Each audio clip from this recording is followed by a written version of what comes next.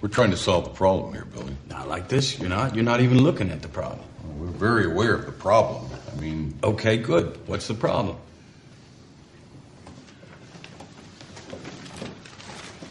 Look, Billy, we all understand what the problem is. We have to replace... Okay, good. What's the problem? The problem is we have to replace 3 key players in our lineup. What's the problem? Same as it's ever been. We've got to replace these guys with what we have existing. No, what's the problem, Barry? We need 38 home runs, 120 RBIs, and 47 doubles to replace. The problem we're trying to solve is that there are rich teams and there are poor teams. Then there's 50 feet of crap. And then there's us.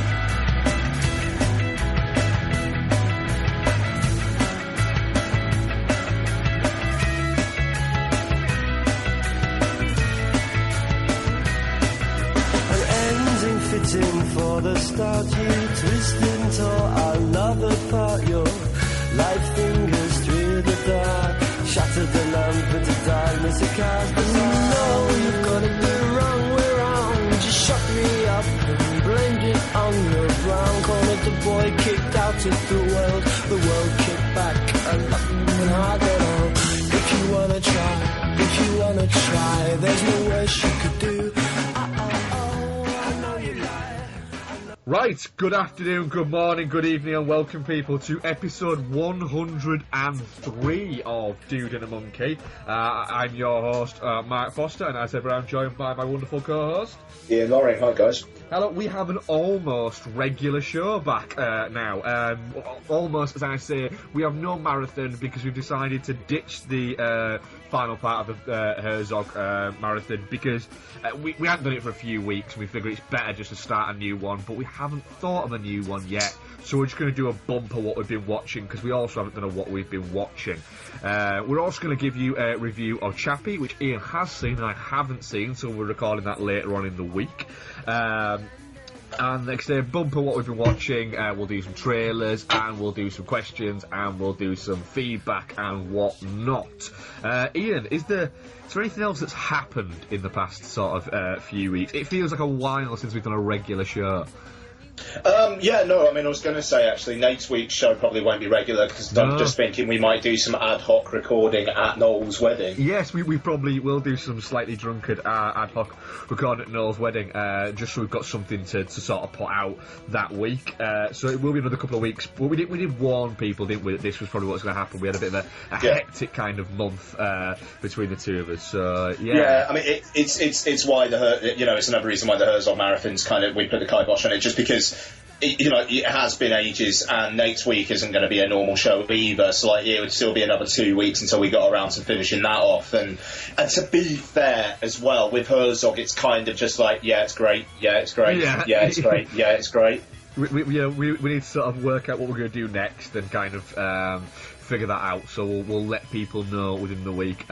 We've also got some other interesting stuff happening, haven't we, in the next couple of weeks? There's some other kind of stuff in the pipeline, not specifically about Dude and a Monkey, that I don't think we're probably ready to go public on that just yet. Not. But it's exciting. Yes, it's exciting, and like I say, it's not strictly Dude and a Monkey related, but it will incorporate this and so much more. No, absolutely. It's it's good times. I will say, I bought a Region A player again, and I'm starting to regret it again already. Oh, why? Just Criterions are so fucking expensive. They are, aren't they? Unless you get that Barnes and Noble sale, they are. But even when you got shipping and everything, and then you have to pay for shipping. Literally, it's like £20 a pop. And who spends 20 quid on a single Blu-ray anymore? That's the thing. I think so. I haven't bought them. What is shipping on these things? Is it? Oh, fuck. It's like, I don't know, they're usually like, I don't know, $10, $15 or something. Like, basically, if I want to buy a Criterion Blu-ray off of Amazon, if it's $20, it usually, like, with shipping, it usually costs about 23 quid to actually get the thing, and then you've probably got to pay import charges on it as well. Yeah. It's brutal. It's brutal. So, yeah, I'm already thinking I might cut my losses while the time is right. Do you want to buy it? You can if you want. No, I can't. I've gone full in with the 100 Club. The project. Yeah. So I mean, we can talk about the 100 Club, can't we? We can talk about the 100 Club. Yes. This is an idea that. Kind of Mike from Chins Rock Punter kind of had, and then Noel there's a fair bit of it on last week's podcast, like Noel talking about it, if I remember correctly. Yeah, and then Noel's let run. I've gone fully in on it. I've decided that I'm gonna take part in this, which is quite difficult for me because whereas with Noel and Mike, them starting it, they're starting essentially from scratch. I'm not sure. I think Mike's got a handful of Blu-rays, and Noel's got he's got two. He's got Possession and Purple Rain. Purple Rain. Yeah. I have sort of 400 Blu-rays. So I'm taking it from there. What I'm doing is I essentially have gone, I don't have 400 Blu-rays. The collection that the family has is 400. So I went through it and went, right, these are Becky's, these are Isabel's, and these are mine, and was quite brutal about it and went, right, these are mine. And then worked out and went through it all and went, right, which ones am I willing to get rid of? And I got down to, I had 111 left, which of course is 11 more than 100. So then I whittled it down even more, and I'm getting rid of some pretty, some stuff where I've looked at it and gone, right, I like that, but do I need to earn it on Blu-ray? So I have got a load of Blu-rays at the moment on sale on eBay, just to get rid of them, to bring in a bit of extra cash. But also, I did look at it and think, I actually need to buy a few things because I need them in the collection. I want them in that 100. So, I've got things, stuff like, for instance, I've got The Artist I had on Blu-ray. Am I ever going to watch The Artist again? How many times have you watched The Artist on Blu-ray? I've never watched it on Blu-ray. Yeah. That's the thing. And Buried. I really enjoy Buried. But do I need it on Blu-ray? It's those... Say Buried again. Buried. And it's those type of things. Ides of March. I really like the Ides of March. Do I need it on Blu-ray? No. Not fucking really. I sold that on eBay, bought the Blu-ray, never watched it. And I sold it, and I got like 99p for it. But hey, it's out. It's out the door. Yeah, well, that's what I'm doing, And I figure if I sell all the things under free listings, so I'm selling it in batches. If I sell everything I've got there and get an average, because there's a couple of steelbooks and things out there, and I get an average of, let's say, £3 a pop, mm-hmm. I'm going to cover 100 quid. And the stuff that I'll buy in to add to that 100 will maybe be 20 quid. So I'll be making 80 quid, which covers for the poster that I bought the other day. Did you get that First Blood one? I got the First Blood poster from Grey Matter Art, yeah, which I set out, bought it, and then worked out, and it was about sort of, it was just over 30 quid. And then shipping added on to it, and I was like, oh shit, this takes it to just shy of 50 quid. That's a lot for a poster. And was sat there saying to Becky, do you know what, I'm out now, because it's near, it's when it was 35 quid, I was alright, now it's 50 quid, I'm fucking done. And then Bex just went, yeah, but do you really want it? I was like, yeah, I really fucking want it. She said, in 6 months' time, when it's sold out, 'cause it's only a 300 print run. Oh, God, okay. She said, in 6 months' time, when it's sold out, if you sold that for 50 quid on eBay, would you buy it? I was like, yeah, absolutely. She said, then fucking buy it. I was like, do you know what? Yeah, fuck it. I'm selling a load of Blu-rays, I'm buying it. Nice. So, but now I've got to go, shit, I've got no room for it in my living room where it's going to go. So I've got to get rid of either Totoro. I've been told you can't get rid of Totoro. So I've got to get rid of either Blade Runner, which I'm not allowed to get rid of. So I've either got to get rid of Halloween, Dark Knight, Rocky, or Grindhouse. For you, Dark Knight. Yeah, so but I really like the Dark Knight one because it's the one of the Joker holding on to the card, walking, as he's about to walk down the main strip of Gotham there, and it's a really fucking nice poster. I'm thinking Grindhouse might not go, but might move. That would have been my second place. Yeah, and then I'm gonna have to shift stuff around, but it's that kind of that weird thing. So I mean, I even though I was very enthusiastic about it on the podcast, but I was a few ales deep. I'm pretty sure we recorded that bit anyway, but I can't do it. Can you just not bring yourself to do it? I can't do it. No, I would love the excuse to go mainly digital, but I just can't do it yet. I bought over 50 films on Google Play. Shit, have you? Yeah, I counted it the other day. Wow. Because I went through a phase where I was just like, when I went through I am all digital last year, and I went mad on it. I sold a bunch of stuff and I went mad on it. But it just, I can't, if the availability was all there, and if the pricing was just a bit better, I was saying to Donna the other day, because I was kind of, sorry, just listening. Sorry about that. Thank you. I was saying to Donna the other day, because I was kind of batting it back and forth with her, and she was into it just because it was less clutter, you're being more concise with your collection, it's a good way to be. And I get that. And I was saying to her, I was thinking, if I don't have the Alien box set, I'm going to want to watch that 3-hour documentary about the making of Alien again at some point. But then there's another part of my head that's thinking, when the fuck am I ever going to watch the 3-hour making of about Alien ever again? So it's I'm so internally back and forth. But it's things like Zodiac Director's Cut isn't on Google Play. If I want to get the special edition of Alien free, I think that might not be on Google Play yet. On iTunes, it's a tenner, but it does come with iTunes Extra, including the documentary, so fair play. But it's a tenner. So if I was to rebuy the Alien films on iTunes, I think you can get the whole lot in a box set as such, 30 quid. My Prometheus to Alien set cost me 15 quid. Did it? Fucking that's good. Yeah, so it just...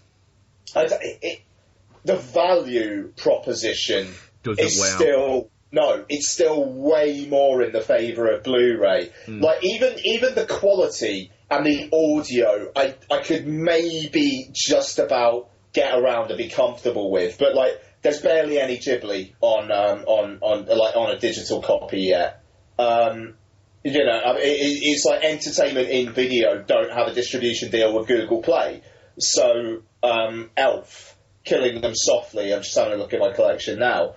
I know there are others, but I wouldn't be able to have those. Because that's the thing. If I went with the 100, pretty much anything that wasn't in the 100, I would still buy.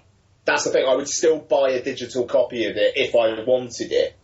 Yeah. But it's Paddington's out in a couple of weeks. And I'm just thinking, I want Paddington on Blu-ray. I know it sounds silly, but I want Paddington on Blu-ray. I don't want a digital copy of Paddington. It's just, and it's an Alfred Hitchcock box set. I bought that thing for 25 quid on Amazon. It would cost me over 100 quid to rebuy all of those digitally. Yeah, exactly. That's it. There is certain things, right? Because my thing with it, with the idea of it was, I've stopped buying Blu-rays as much, but I still get this occasional thing where a new steelbook comes out and I go, ooh, I like that, and I'll buy it, but I'll end up not watching the fucking film. I'm buying it for the artwork, and then it goes on a shelf in between stuff, and occasionally I get it out and have a look at it. That's it. That's 20 quid to have a look at something 3 or 4 times a year. Yeah. I could literally just buy a picture and just look at it like that, or print it out and go, well, that's nice. So that's kind of why I've taken on board with it. I'm actually as well getting an actual. To kind of keep the idea of it, I'm getting an actual shelf made that will just hold 100 Blu-rays, so that it holds exactly that. That's going to have like an actual plaque on it that says Club 100, and each individual slot is going to be fucking numbered on it as well. Fucking hell, man. Yes, so I am going balls deep in it because I think you're going full retard. Yeah, I'm going full retard because I think the only way I will keep up with it is if I go fucking absolutely fucking all chips in and things like that. So I'm excited about it. I can see myself tie myself in knots in like a fucking. When it gets to Christmas, my mum goes, "Can I have your Blu-ray list?" And I just go, "Oh shit! I've got one space left. How do I give a list of things?" It's interesting because it's like I was listening to Film Junk, and on an episode a couple of weeks back, Frank on there was talking about that they're talking about going digital, and he was talking about the fact that he's digitizing his games library, but he was saying like that I've only got there's only like 10 or 12 at the moment on my Xbox or my PlayStation, so in movies would be an entirely different proposition, and like. I'm going down that route as well. Like, I don't buy that many games, even though I have been buying more lately. But it's like, even though they cost a lot, they just cost more or the same digitally as they do on physical release. I'm just thinking, like, if I buy the ones physically that I know I'm just going to play and trade in, then, like the Order 1886 that came out a few weeks back, that game's apparently only 6 or 7 hours long. There's a huge hubbub about it. And it's 50 quid at the moment. I'm going to get that thing when it's like 20, 30 quid on Amazon. I'm going to rinse it in a weekend, and then I'm going to sell it on eBay and probably like lose a tenner on it. But hey, a tenner to like have 6, 7 hours worth of entertainment is fine by me. That's justifiable, isn't it? Yeah. Whereas The Last of Us Remastered was on sale on PlayStation Store this week. Still is actually while we're recording. It probably won't be by the time this episode's out, and it's $17.99. And I played The Last of Us on PlayStation 3, and I liked it, but I didn't love it. And I was kind of thinking, like, I want to play it again and give it its due. Yeah. And it comes with the extra Left Behind downloadable thing. There was like an extra 4 hours worth, which I didn't play. And, it looks nicer. It's 60 frames per second, which feels a lot better to play. And it's like, I'm happy to pay $17.99 to have that, not be able to trade it in. But it's like, if the mood ever strikes to play The Last of Us again after I do this playthrough, I don't think it will. But if it did, I know I've got it. Yeah, exactly. And it's like, but the thing is, with games, you're not losing anything in terms of quality. No. Digitally. Whereas, excuse me, Blu-rays, you just are. You are fundamentally losing something in it. But the thing is, like, if somebody came to me and said, apart from your 100, I'll give you 250 quid right now, I will come round, you don't have to pay for delivery, and just take all your Blu-rays off your hands, and you're done. Rip the Band-Aid off, you're done. Do you know what? I'd probably say yes, because I'm a contrary bastard. Yeah. Well, that's it. With me, it was...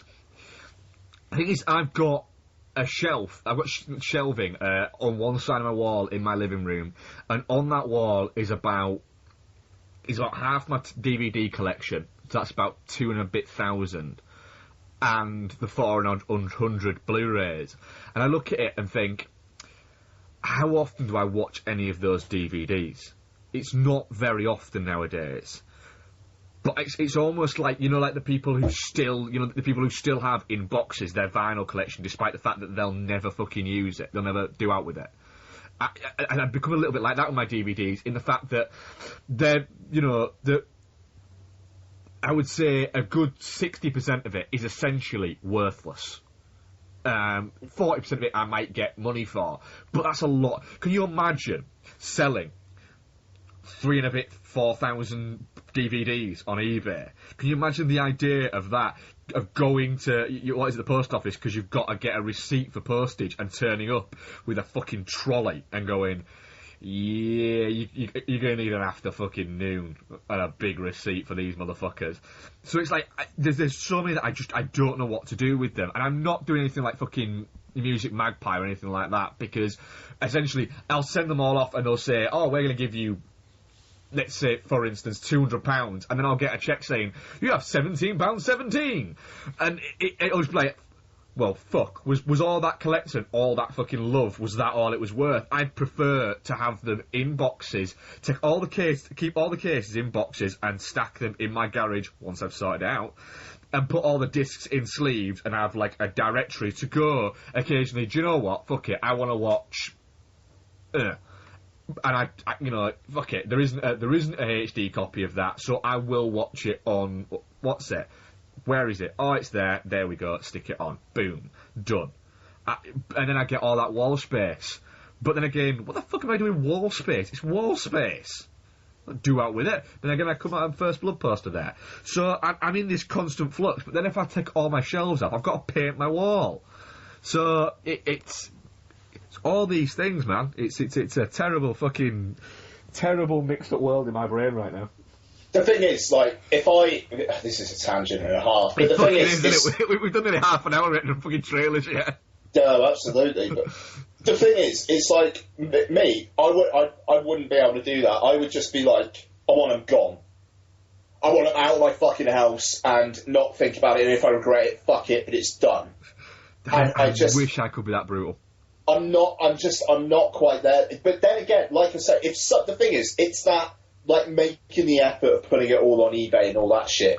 If somebody, seriously, I mean, like, fucking hell, if anyone's listening, they want an instant Blu-ray collection.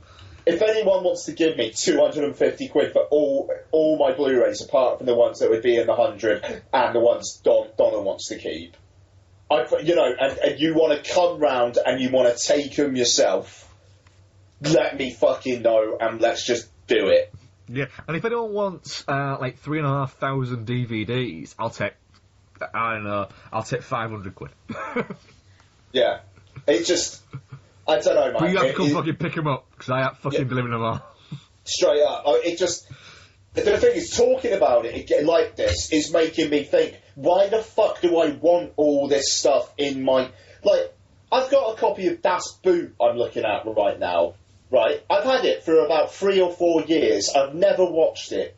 When are you, right, seriously gonna get a chance to watch 4 hours of Germans in a submarine? This is it, right? And the thing is, these days, I find it so much easier to just go on Netflix or just put something on my phone and Chromecast it and just be like, here we go. Do you know what, as well, though? It is kind of a little bit irritating. I've got some steelbooks of films where they're really nice looking steelbooks, but they're not films that would be in my 100. So they're ones. I've got my 100 at 93 at the moment.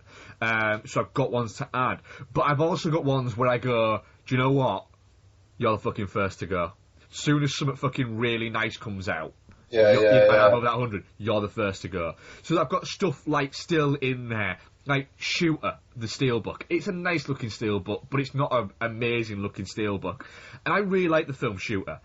But again, there's probably never going to be a point where Shooter isn't available on a Netflix. It's somewhere. And do I really need Shooter on Blu-ray? And I watch Shooter, a fair amount. But it's stuff like, I've got, for instance... Mallrats. I've got Mallrats on Blu-ray. Mallrats will always be in my 100. Because one reason. Not because it's one of my 100 favourite films. It may well be. I've never thought about it in that way. But because Mallrats is I've had a fucking shit day. Mm. Everything has gone wrong. Becky's out because Becky doesn't like Mallrats. I need something just to fucking put on to just cheer me up. Mallrats always does that for me. It's my warm hug of a film.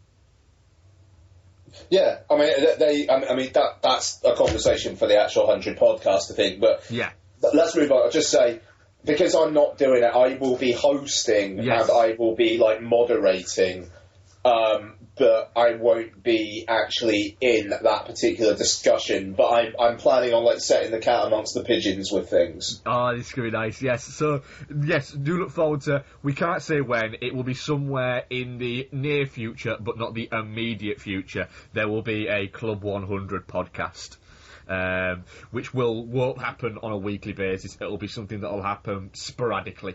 I could see it being, every 2 or 3 months. Yeah, it'll be something that'll happen every sort of quarter or something like that. But we're not going to set a fucking timescale on it.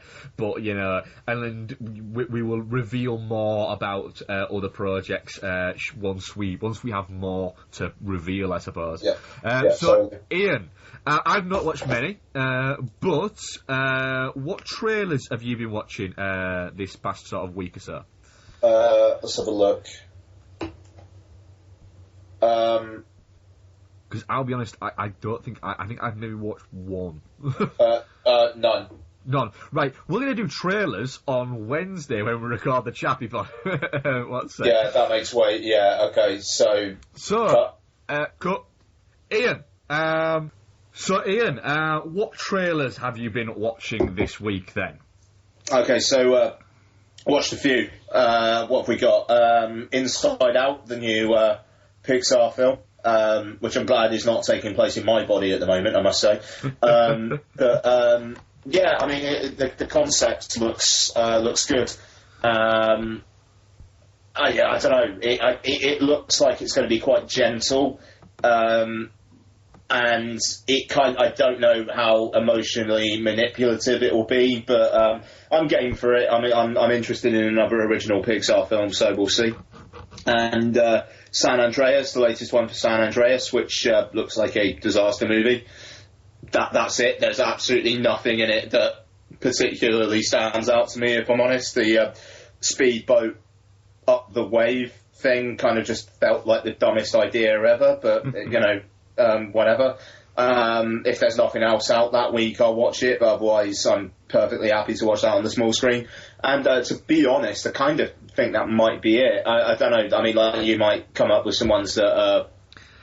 Yeah, I've watched a couple. The Inside Out one, I just can't get interested in it. I just don't think it looks very good, to be honest. It looks incredibly emotion manipulative, even for a Pixar film.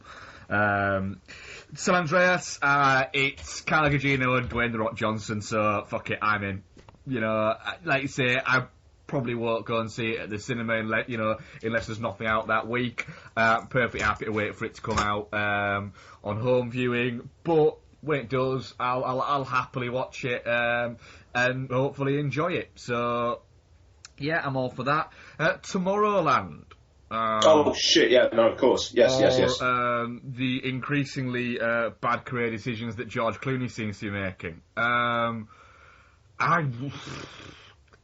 don't get why is George Clooney in that? It doesn't seem like a George Clooney type of movie at all. The trailer. I saw the poster for it earlier in the week and thought that's a terrible poster. And then saw that and saw the trailer earlier today and was like,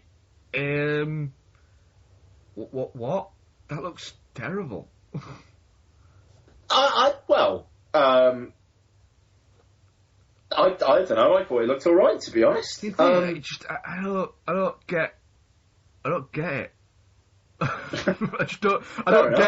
get at any point during the ideas process of writing this film did anyone go, this is a good idea. Well, why? I mean, I don't quite get that. I mean, it looks like it's got I don't know. I mean, it looks like it's got some imagination to it. I'm intrigued by the fact that, again, it's an original property from Disney, which is good. I mean, yes, it's based on a ride or whatever, but you get my point. I don't know. I mean, I'm kind of up for seeing George Clooney play a kind of a cranky, isolated inventor guy who had dreams that were dashed and whatnot. I mean, it kind of seems like that's what it was. I don't see what the problem is with this. I just, for some reason, it just. I was watching the trailer and going, I don't see anything in this that makes me go, all right, that looks interesting. All of it just looks incredibly. It looks like they've gone. We've got a great idea for a Disney TV show, and then somebody's gone, why don't we make a movie instead? And they've gone, yeah, fuck it, why not? Let's just redo the script and let's do it. And then George Clooney's gone, I need a hit. and decided to make this. Does he? I mean, like, Monuments Men didn't do well, did it? Yeah, that's one film. What was that one he made about the American footballers? Oh, Leatherheads? That was like fucking 2008. Was it that long ago? Shit. Oh god, yeah, I was working at a bloody View in Bristol then. Yeah, god, yeah. I mean, I'm gonna stick with 2008. Let's have a look. It feels like a long time since George Clooney had a proper fucking, I mean, I'm not saying he's had like a lot of bombs, but a proper massive hit. Yeah, 2008.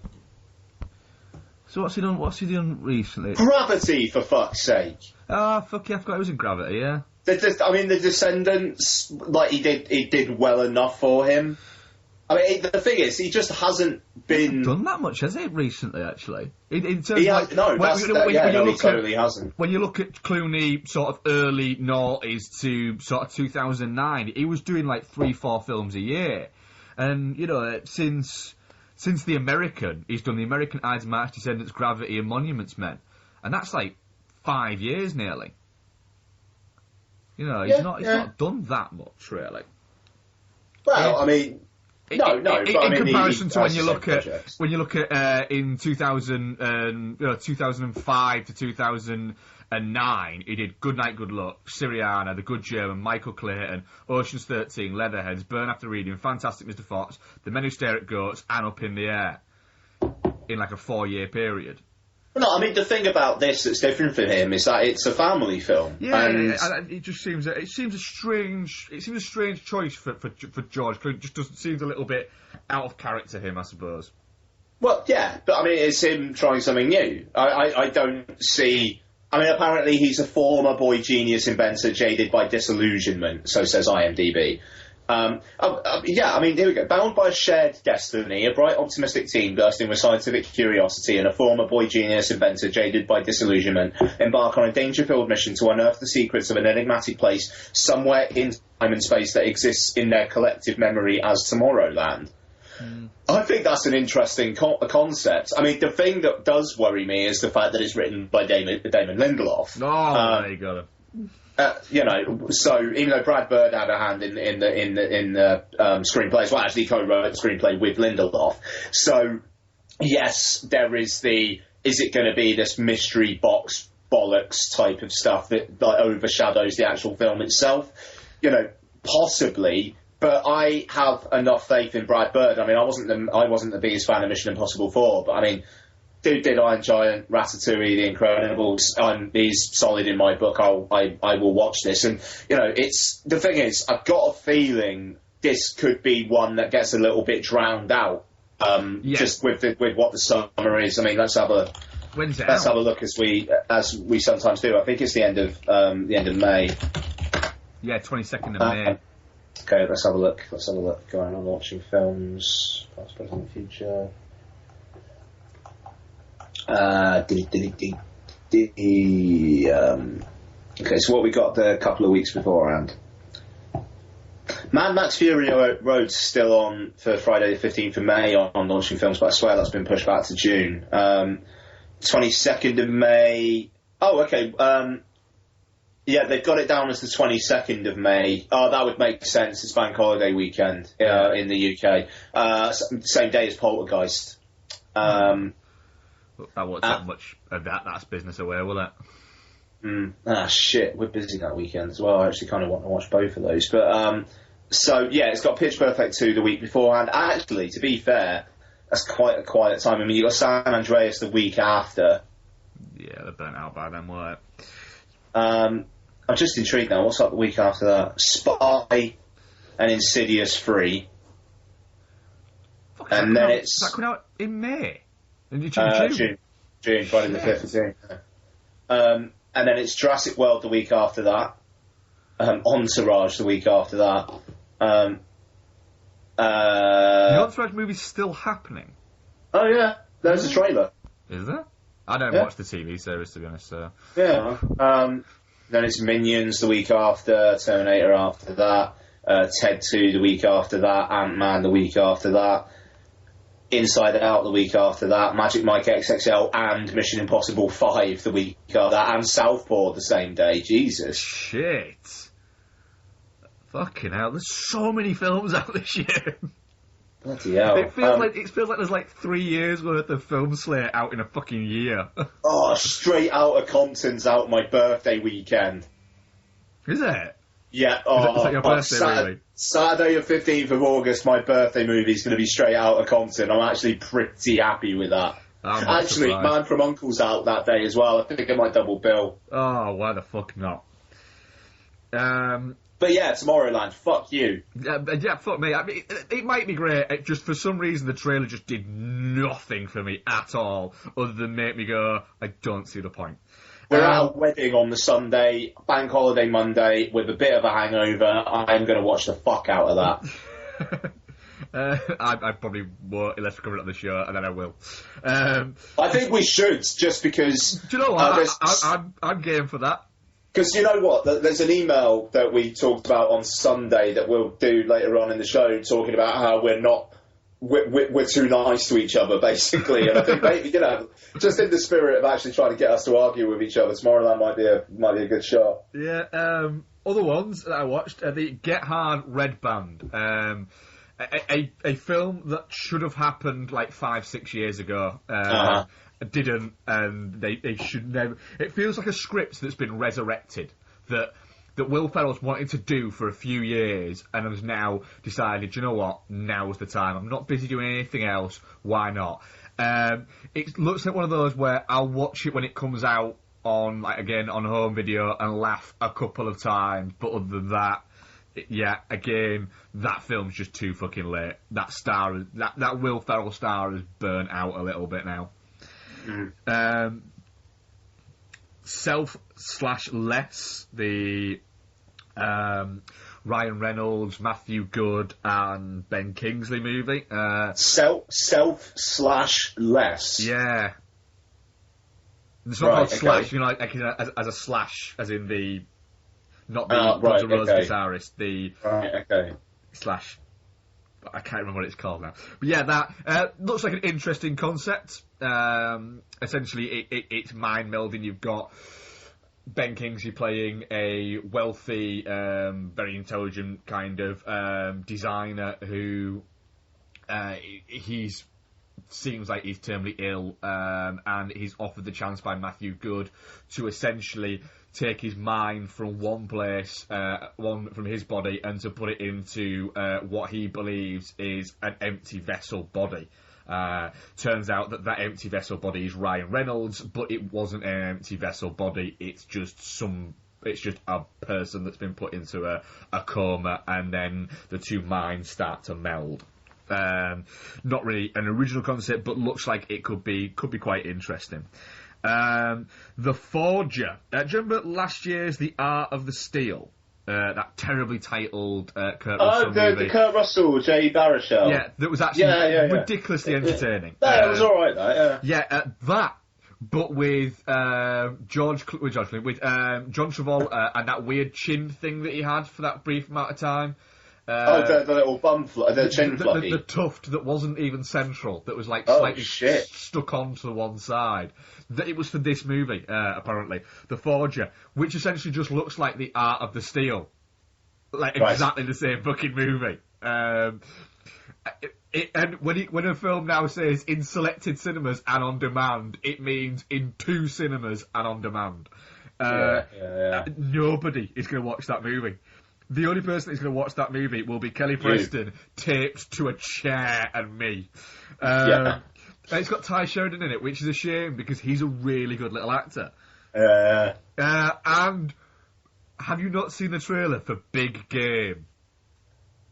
No, I haven't, actually, for some reason. I really should get on that as well. It looks fucking great.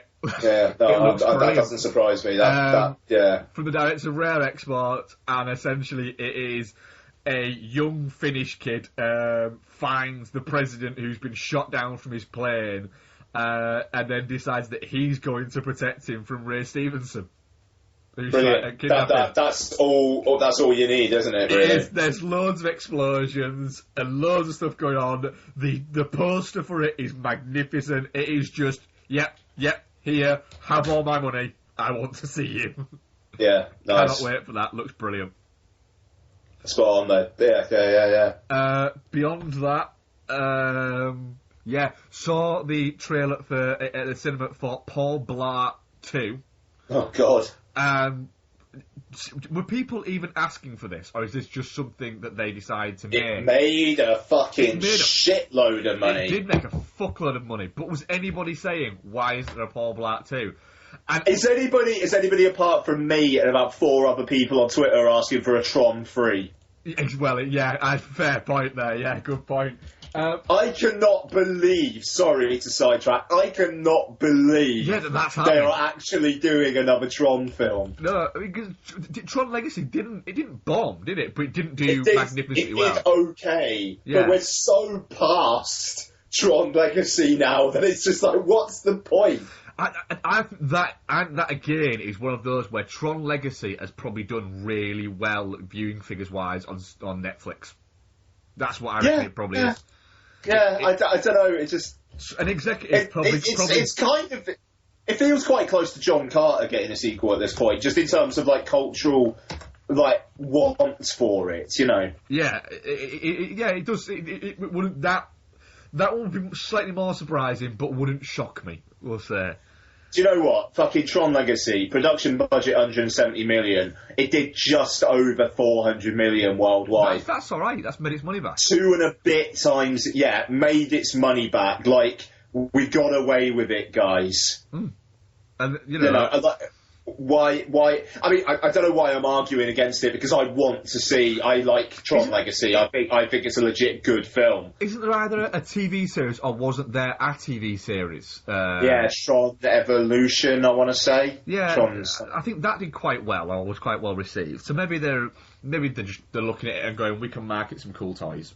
I'm wondering if they'll more kidify it. I would very much think so. Because, like, Tron Legacy is not a kid's film. I don't know, half of it is Jeff Bridges banging on about biodigital jazz or whatever, and I mean, the action sequences are good, but then you've got Michael Sheen as that weird dude with the white suit, and I mean, I've got Tron Legacy on Blu-ray, and I've got it on 3D Blu-ray actually, and it's still in its fucking cellophane. I need to pop on that at some point. Well, I asked you on Twitter about Tron Legacy, Tron 3, whatever they call it. It's one of those where I'll watch it. I'll probably watch it at the cinema. And then, like what happened with Tron Legacy, I will watch it, and then the minute it's finished, I will forget it even exists until somebody goes, have you seen Tron Legacy? And I go, oh yeah, it's alright, that. But that's it, that's my feeling. It's alright. I can't remember pretty much anything about it, but I remember thinking it was alright. Moving back onto Paul Blart. Yeah, $26 million production budget. Yeah. Made just under 80% of its money in the US alone. Shit. Now, considering how over the intervening years, like it was 2009 Paul Blart came out, considering how it has so shifted to international in years hence, right, this made $183 million worldwide off a $26 million budget. I'm gonna say it makes $150 million worldwide. What, the sequel? Yeah. Yeah, I'd say you're probably looking at that. It literally is, though, from the trailer, it is the very definition of Kevin James' Fat Man Fall Down. It's the number one. He falls down in a trailer, in a 3.5 minute trailer. The Fat Man Fall Down joke happens at least 4 times. It's the number one comedy-bumbling film on Box Office Mojo. What? Comedy-bumbling? Is like that genre? Of comedy. That's invented. There's one film in that film, isn't there? There's actually a bunch. 37. Do you know what the lowest grossing one is in the list? What? That's fucking brutal. I went to see this film in the cinema. Oh God, no! What is it? Police Academy 7: Mission to Moscow. I went to see Mission to Moscow at the cinema, but that's cheating. Because I don't think Mission to Moscow was actually released fully in American cinemas. I think it was a TV movie that actually came out in international markets as a theatrical release. So that says here it did $126,247. Yeah, I don't think that was ever properly released. I think that counted as a TV movie in America. Really? Yeah, I'm sure that Mission to Moscow was a TV movie in America. The IMDb. This is a tangent. We're going down the fucking rabbit hole now. Yeah, I'm sure that like Police Academy series. I'm sure I'm reading something about that Police Academy franchise. I saw Mission to Moscow at the cinema as well. 94 it was, wasn't it? Holy shit! Christopher Lee and Ron Perlman are in it. Yeah. Fuck. Yeah. Early Perlman.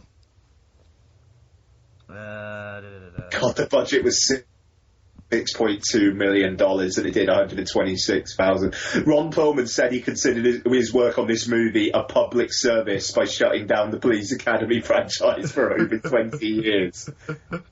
That's amazing. Yeah, I'm sure it was originally intended to be a TV movie or something like that.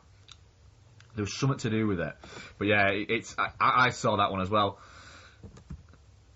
And then again, I saw a couple of the Police Academy movies. I'm so fucking tempted to download it and watch it. Maybe we should do a Police Academy marathon. Mate. What? I think, is that not our next marathon? I think it could be. I'm up for that. Fuck it. Starting next week? Yes. Alright, sweet. Police Academy. Oh, that gives me an excuse to buy the box set. There's no fucking way I'm buying the Police Academy box set, but I will watch those films. Yeah, alright, yeah, I'm up for that. 7 weeks of fucking Police Academy films. Jesus Christ. Oh, this is going to be fucking glorious. Do you want to do one at Noel's wedding, or do you want to do it the week after? We'll start the week after. I don't think I'll get a chance to watch it this week. Yeah, alright, fair enough. Start the week after. Gold. We're going to have that fucking theme tune stuck in our heads for months now. But you know what? I'm looking forward to this. I am as well. Right, that was trailers. There we go. Yeah. So we're going to play you a clip from the trailer for Neil Blomkamp's new film, Chappie.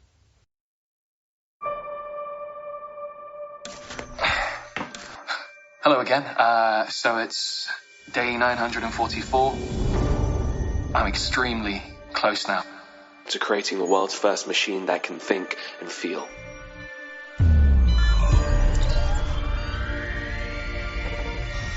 Here we go. You are Chappie. Chappie. Good. Yes. It's like a child. It has to learn.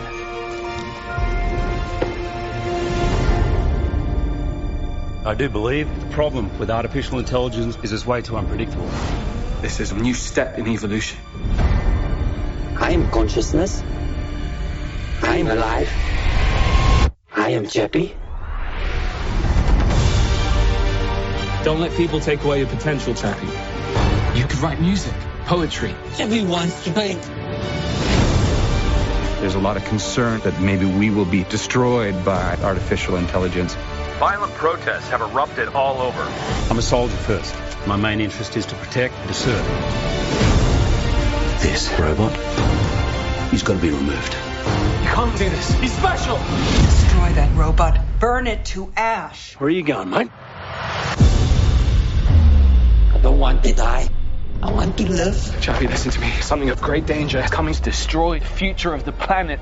If you want to protect us, Chappie, Chappie must fight. Here we go. You told us so much more than I could ever have imagined. I'm scared. You think you're real? Do you know what's in here? A bunch of wires, mate. He's more than just a machine. This is the day of reckoning. Chappie, hold on! Chappie, do something!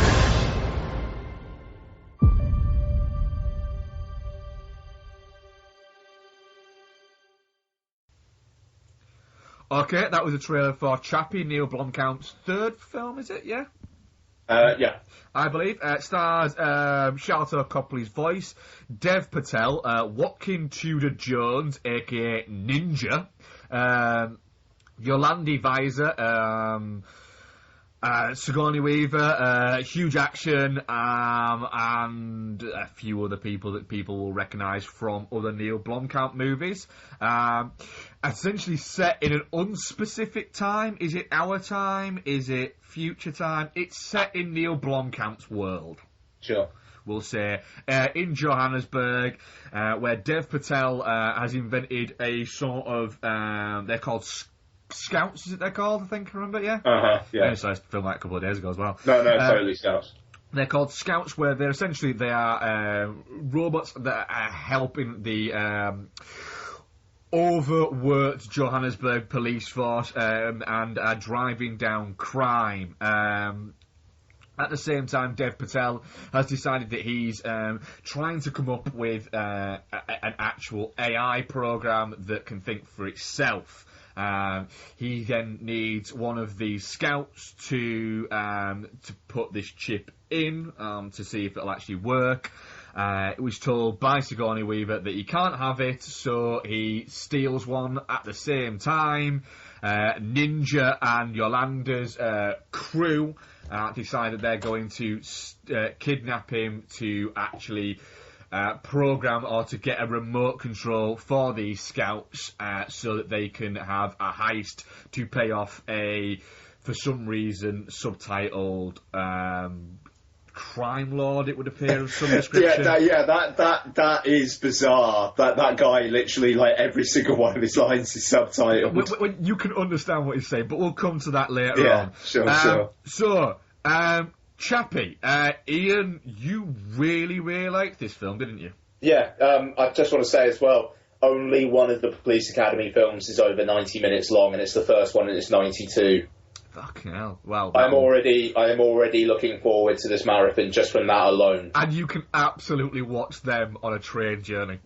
Totally. Train. But yeah, that's the thing. I do them over 2 days on the train, I'm done. Yeah. All good. That's it. They are not cinematic movies. Yeah, anyway, but yes, I'm quite looking forward to that. Right, okay, so Chappie, I very much enjoy Chappie. I'm not going to say it's perfect, and I'm not going to say it's just a reaction against the drubbing it was getting last week.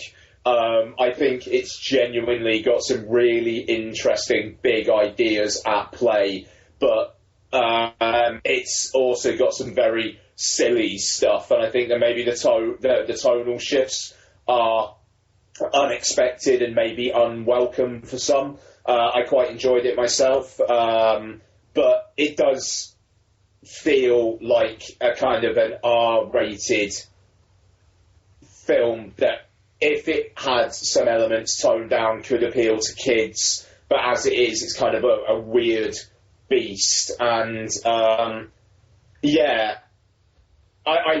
really personally liked it. I could see how someone may not connect with it, but I don't see how anyone hates it.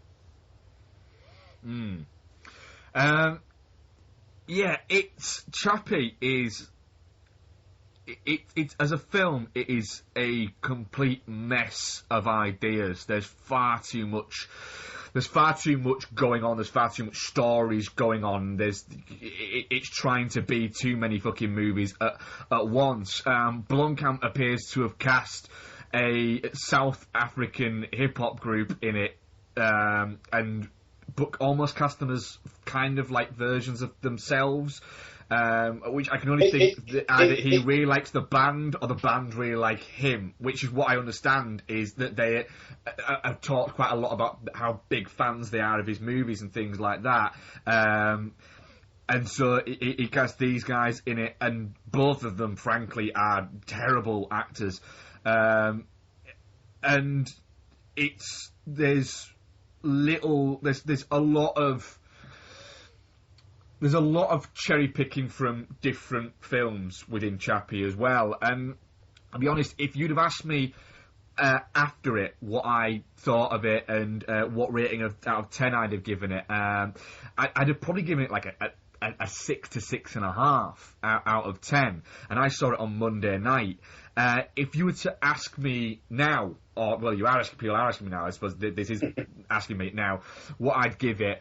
I haven't had a few days to kind of think on the ridiculousness that is Chappie. I'm at an 8 to 8.5 with it. This film has grown on me so much over the past few days that I'm starting to be very much like in the camp of I can see how people could not get on with it, but there is so much heart in this movie that I don't see how people could have that much venom against it that they seem to have against it. For a start off, the character itself of Chappie is such an endearing character that I don't see how people could dislike it. The problems with the film are that Neil Blomkamp needs somebody to say to him no at some points, or rein him in a little bit, because there's so many bits that don't work, there's so many bits that aren't explained, but as a central character, I fell for the central character so much that I'm looking forward to a rewatch. Yeah, I mean, yeah, no, exactly. I mean, the great success of the film, I think, is Chappie himself, and I mean, you know, by having him be kind of like a baby at first, it is a fairly easy way of getting you emotionally involved, I think. Exactly, but yeah. His internal debates and the way that, you know, he kind of wants to be a gangster, but if they're actually asking him to do something, then he gets scared. That feels like a very much like what, you know, the whole kind of poser kind of thing.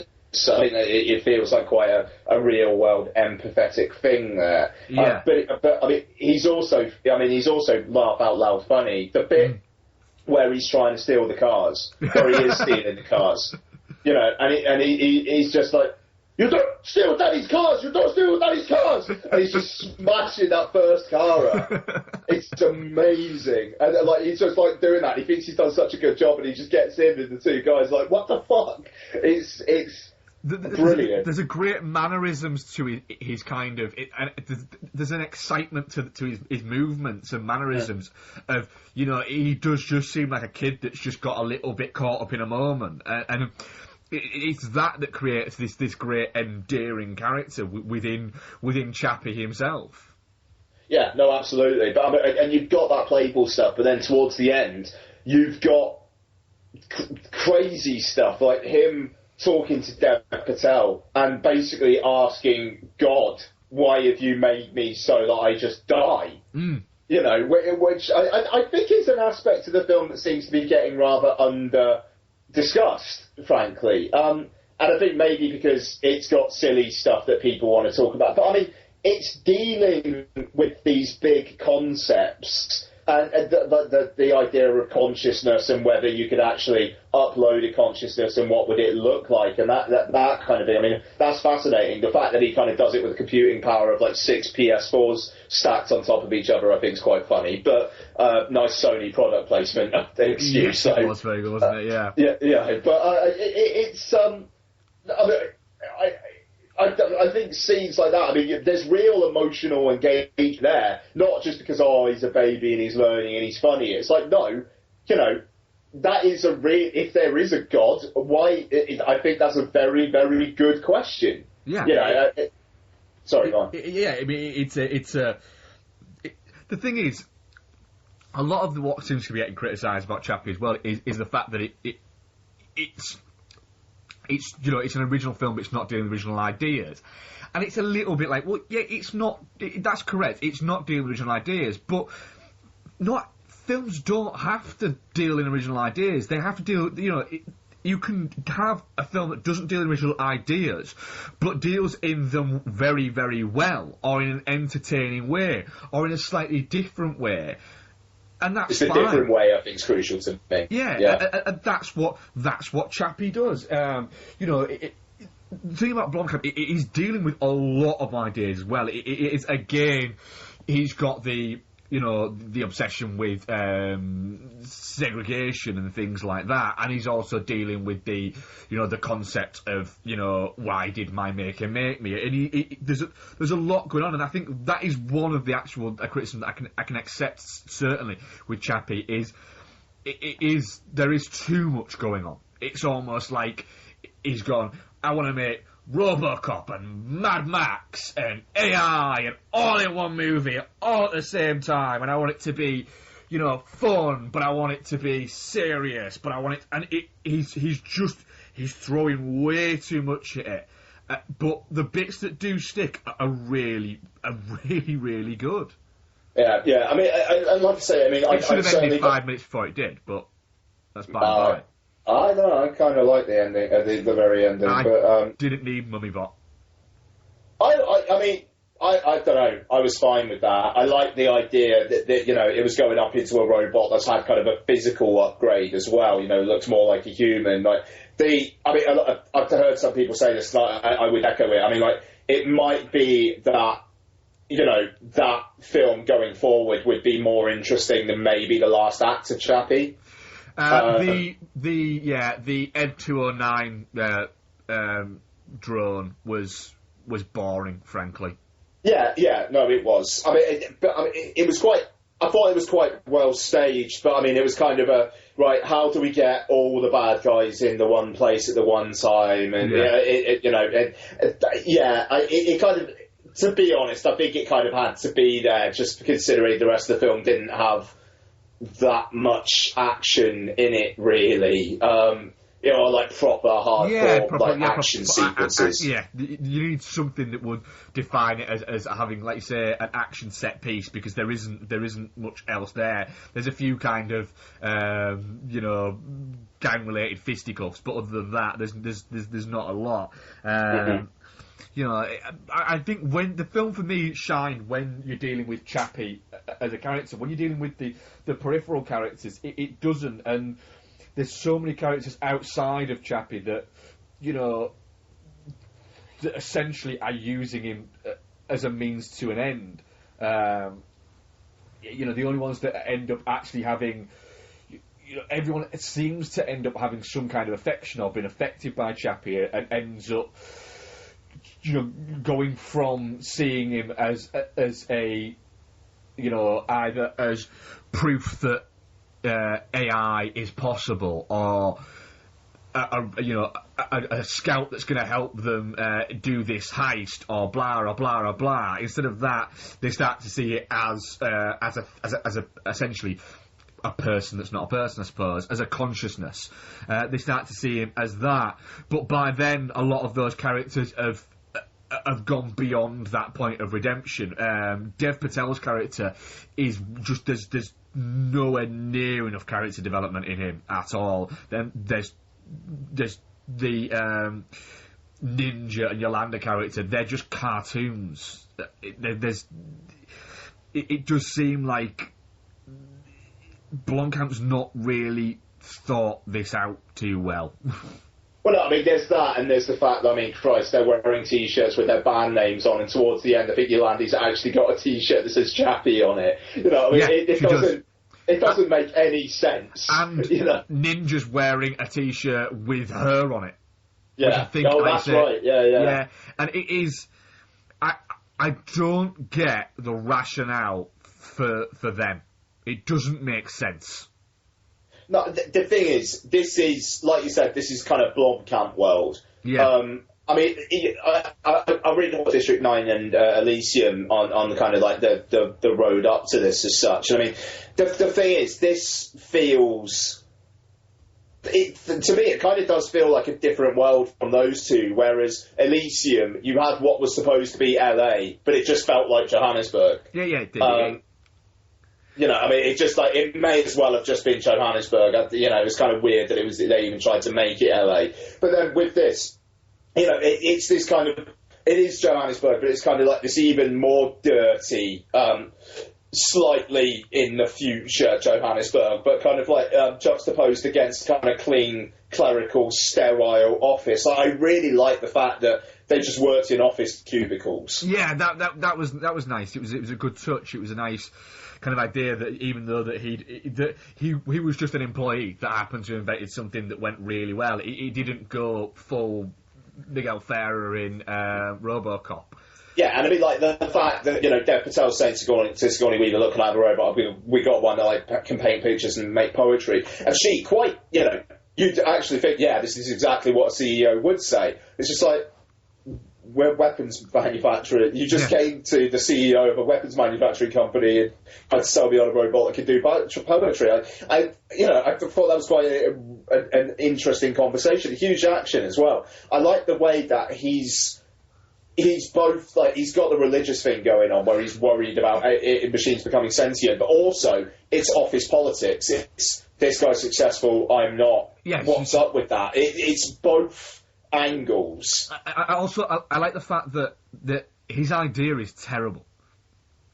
His droid thing that he's controlled by the mind is just so flawed that it gets destroyed really, really quickly. I like the fact that it clearly is not a good idea. So you can see why they've said to him, it doesn't work. I like the fact that it doesn't work. It works really well with that. It was a good touch, that. Yeah, no, absolutely.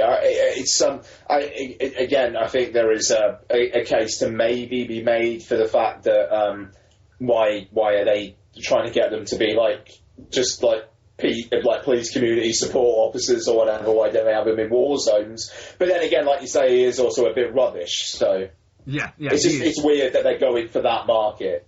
Yeah. But there's a great moment where he's saying, you know, it can do this and it can take down, it can take down aircraft and things like that. And the police guy who's there, who's just eating, just goes, "Why would we need that?" Mm-hmm. Mm-hmm. Which is, you know, I did really enjoy the fact that it is. At no point is it a good idea, and the only time where Sigourney Weaver says, "Just yes, use it," is when he says, "Look, it can kill Chappie."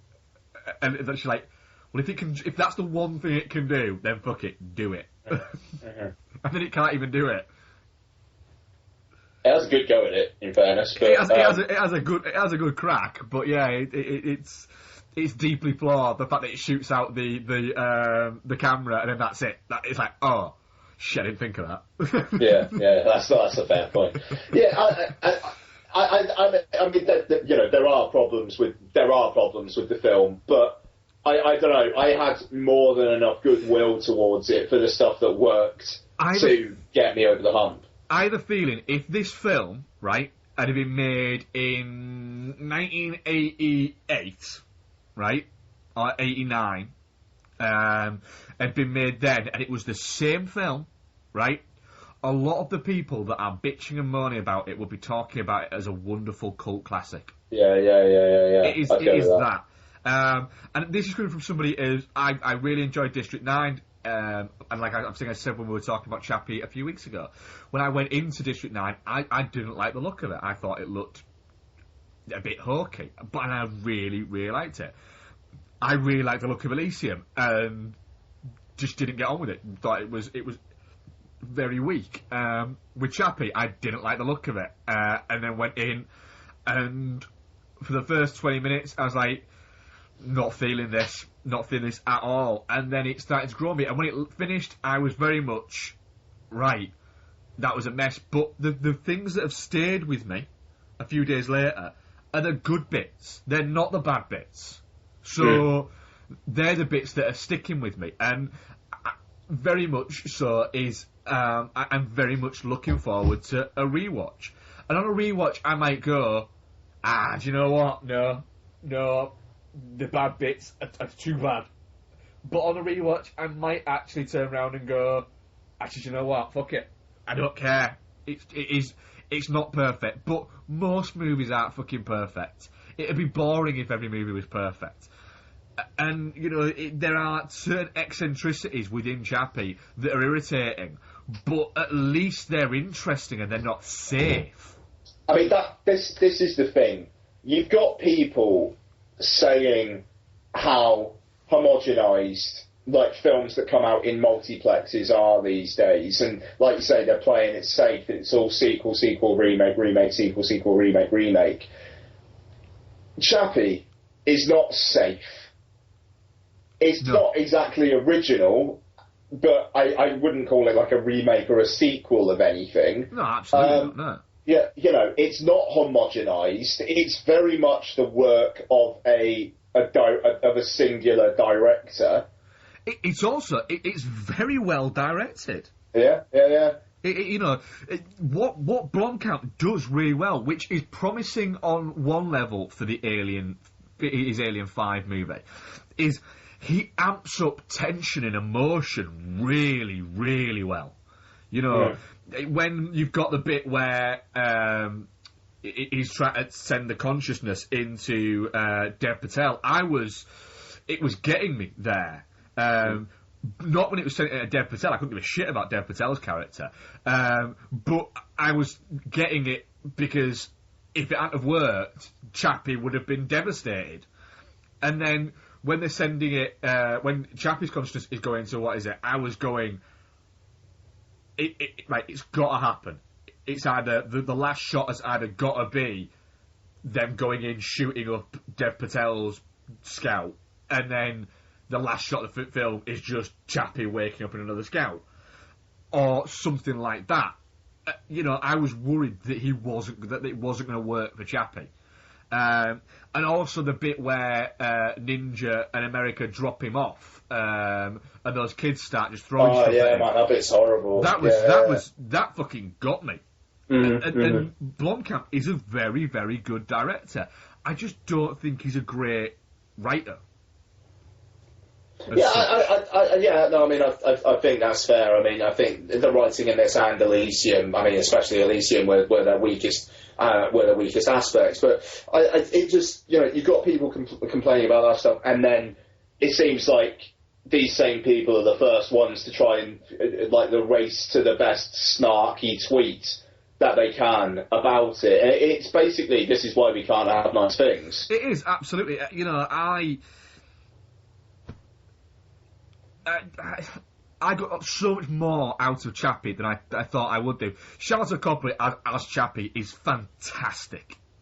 As that, he can manage to convey so much emotion just through voice, and I don't know how. I'm not sure how Chappie was done. Whether or not it was it motion captured, or is that complete CG? I would assume it must be motion captured. Apparently, it was like a really crude form of motion capture. They kind of like Sharlto Copley did the moves and they kind of animated over him, but I don't think they had the mocap suit. Yeah, it's. I thought Chappie was a really well done thing, and as a film on a whole, it's certainly not. It certainly has flaws, big flaws within it, but fuck it, I really liked it, and like you said, I would be prepared to go to bat for it. Because this is exactly it. It's a film I feel like I'm ready to kind of fight. For, frankly. I absolutely would be, and before I watched it, there's HMV really announced that they're going to have a steelbook. It's a nice looking steelbook as well. And it's a nice looking steelbook, and I thought, fucking hell, the movie ain't even out, and there's already a fucking steelbook of it. Do you know what? Day one, be there buying it. Without fucking question.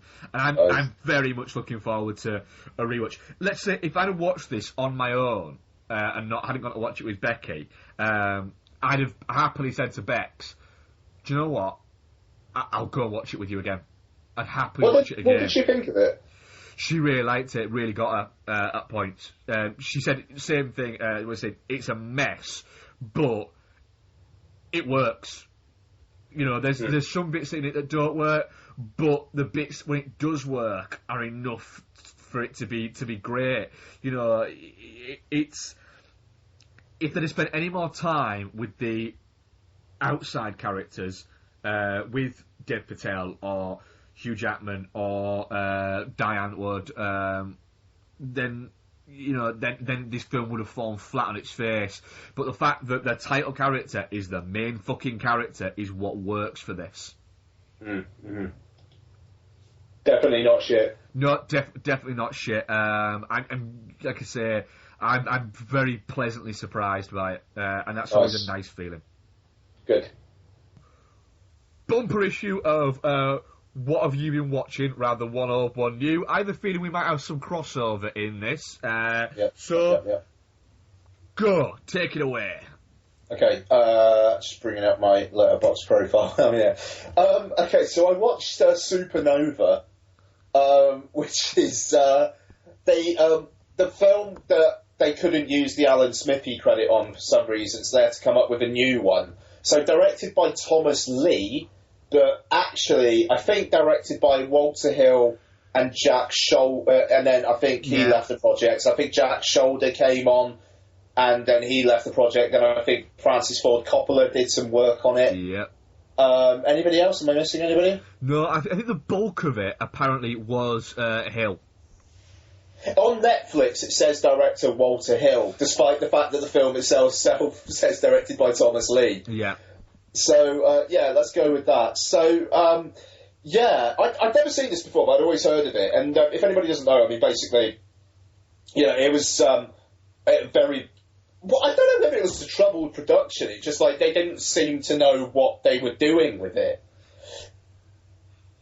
And the film itself kind of bears this out. So the film, as it is, the released version, basically finds the crew of a medical rescue vessel, a kind of an ex-military pilot who's trying to get over a drug addiction, played by James Spader, has come on as a member of the crew, and they get a distress call from someone like galaxies away, and the identifier on it is somebody that one of the doctors on the vessel, played by Angela Bassett, like an ex of hers, but they basically have to go and rescue them because they're a medical rescue vessel or whatever. So off they go. They dimension jump. Spoiler alert for the first 15 minutes of Supernova.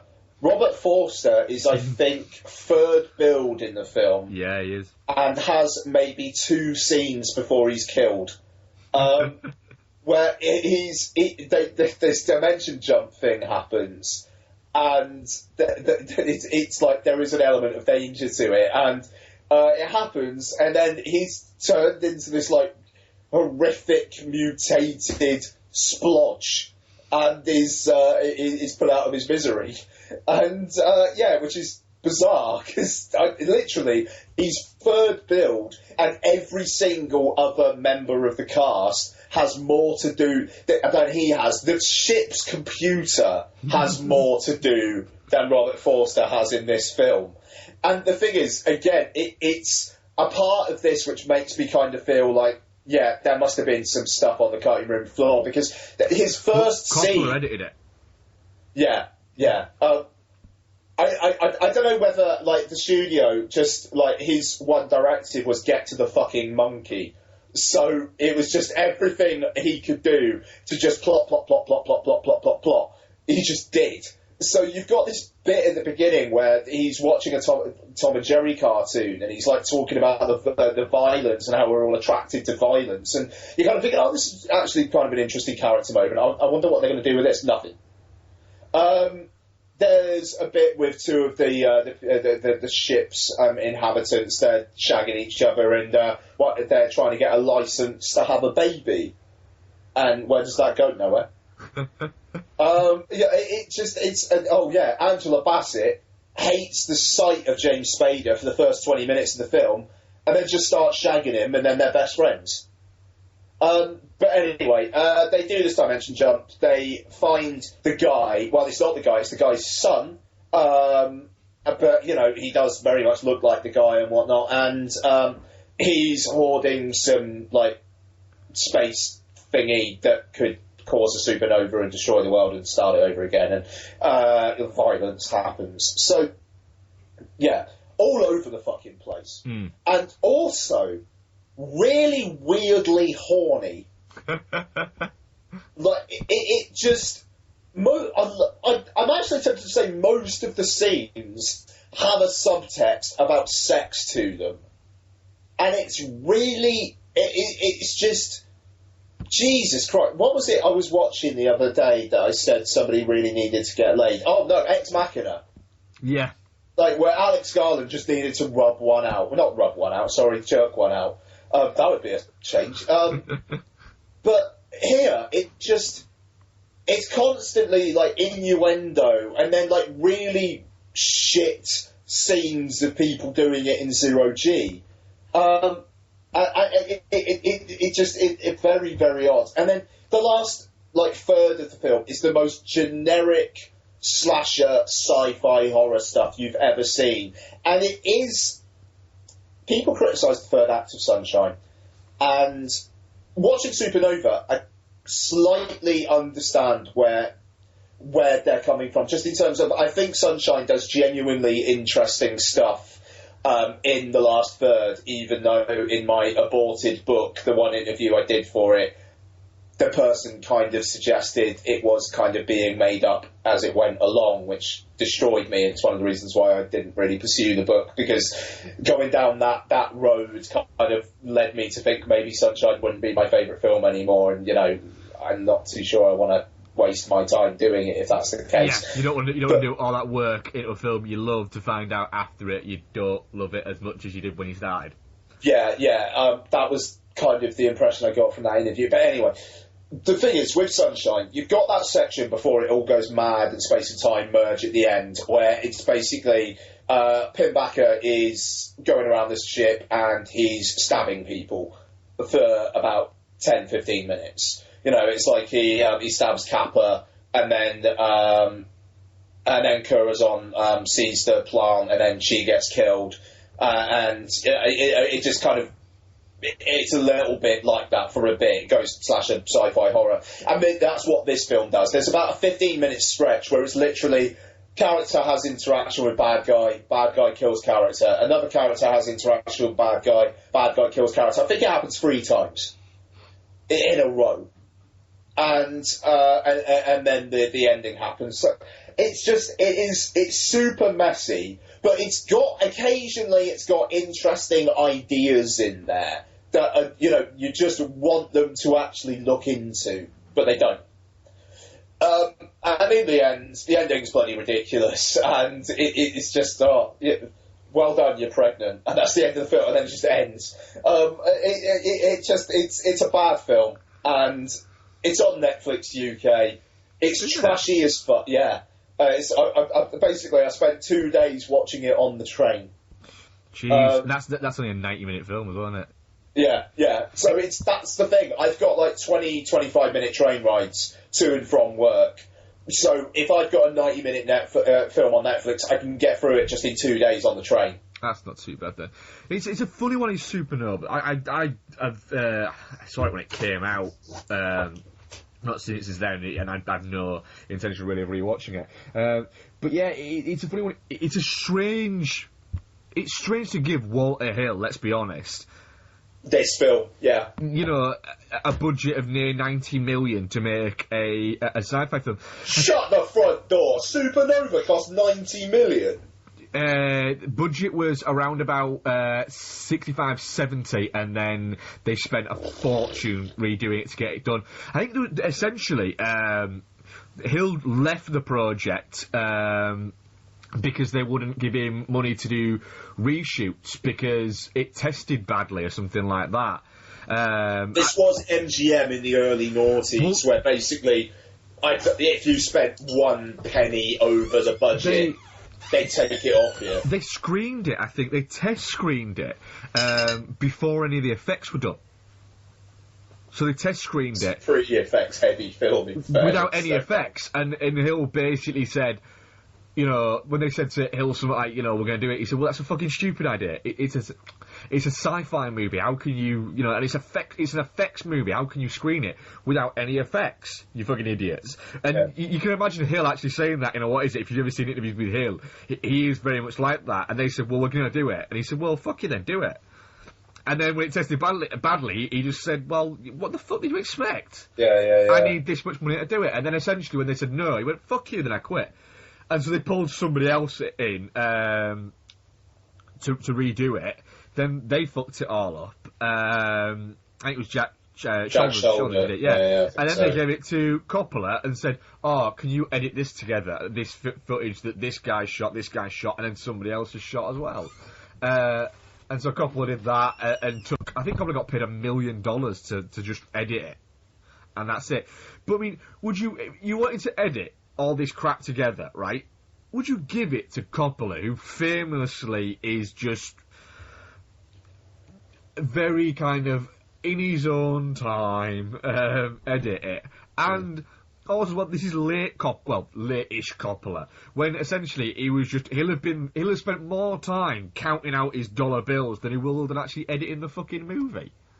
I mean, the thing is, literally, it's like, he was just like, right, which scenes have the sex in? Right, we'll have those scenes and the scene preceding it, and which scenes have the plot in?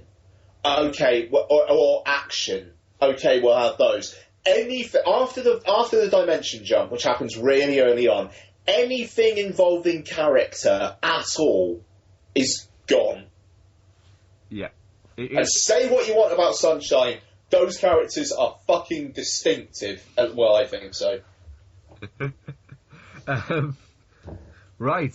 Seeing as you've done, I think the other two I've got to talk about, there'll be crossover in. So I'm going to talk about one where I know there'll be no crossover because I don't think you've watched it recently, but I know it's a film that you are a particular defender of. Can I just ask, did you watch The Loft? I haven't yet, no. Okay, I'll talk about it in a minute then. All right, sorry, go on. This is a film that I know you're a big defender of, and it's my first watch of it. I've never actually watched it. I'm intrigued. It is the 2009 Tony Scott remake of The Taking of Pelham 1, 2, 3. Lick my bunghole, motherfucker! Yes, that's a glorious line. I love the original Taking of Pelham 1, 2, 3. It's a magnificent film. But I'd had a particularly fucking horrible day on Monday. At work, and then I burnt my hand cooking, so I was in a bad mood, and I just wanted to watch something that would just float over me, that would just be entertaining. And we happened to be just flicking through Netflix, and we came across Taking a Pelham 1, 2, 3. And I thought, I've not seen this remake. I know Ian loves it. I know the rest of the world seems to hate it. But I love Tony Scott. Like, did a piece of Meat They film about it as part of my defending series. You did, yes. And I thought, do you know what? Where's the reason? This is a film which stars Denzel Washington, which is normally great, especially if you take it the fact Denzel Washington with Tony Scott. Tony Scott is normally great. Even when he's not great, he's still entertaining. And Crazy John Travolta, which, watching Crazy John Travolta a week after the Oscars kind of makes sense, in a way. So I thought, fuck it, I'm going to give it a go. And what I'll say is, yes, The Taking of Pelham 1, 2, 3 is not a patch on the punch and the claustrophobicness and the tension of the original. Oh, and the perfect last line. One of the in context, one of the best final lines in film history, genuinely. Yes, the original Taking of Pelham 1, 2, 3. Absolutely, 100% agree with you on that. It is magnificent. Gesundheit. Yeah. So good. It's wonderful. But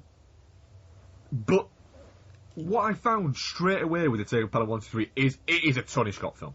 Straight away, it is a Tony Scott film. He makes it his film. And I adore Tony Scott movies. They're magnificent. I think he's a fantastically under-celebrated director for just making pure fucking adult entertainment. I think there are a few that touch him.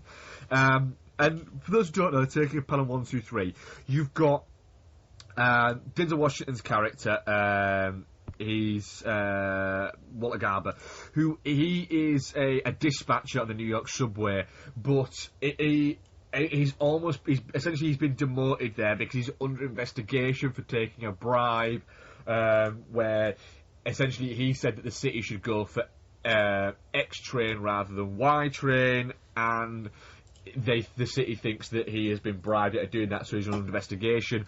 So he's taken a demotion for a time being while he's in that investigation, and he's a dispatcher. Everyone on sort of the floor doesn't think he did it. Everyone above him thinks he did do it, and he's somewhat of a hero to the other people, other dispatchers he's working with, because he knows everything that's going on.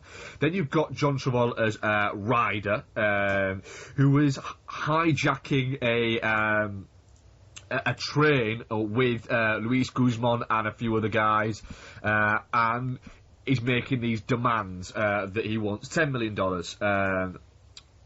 straight away. That's what he wants, nothing more, nothing less.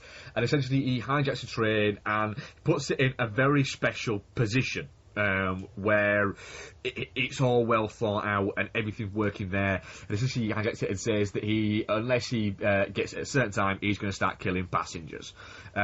You've got, at the centre of it, you've got this wonderful balls out fucking crazy John Travolta, where he goes into these mad monologues every so often, where he starts talking about the system and talking about how it's breaking you down and how it's doing this and doing, and it is one of those things where the phrase "so bad it's good" gets used a lot, and the majority of the time, 90% of the time, it's not right. For instance, The Room isn't so bad it's good. It's just shit. You are celebrating a shit movie. Not so bad that it's good, it's not so bad that it's entertaining. It's shit. I quite enjoy watching The Room. It's terrible. Discussion for another time. Yeah, it's terrible. It's one of those things why people loving The Room and going about how great it is, it's why we can't have nice things. The taking of Pelham 1, 2, 3, however, Travolta's performance, he's so into it. He's gone so fucking down a rabbit hole that he's saying stuff that you imagine that half of it he's just making up in his brain as he's going along, and people are going to Tony Scott going, "Tony, this isn't in the script," and Tony's going, "Who gives a fuck? This is gold." And even Washington's going, "This isn't in the script, but it's kind of funny, so I like it." It's like you say, the lick my bunghole, motherfucker. There's no way that's in the script. There is no way that's there. But it's the fact that Travolta's character seems to go through it. Kind of, he's essentially playing them.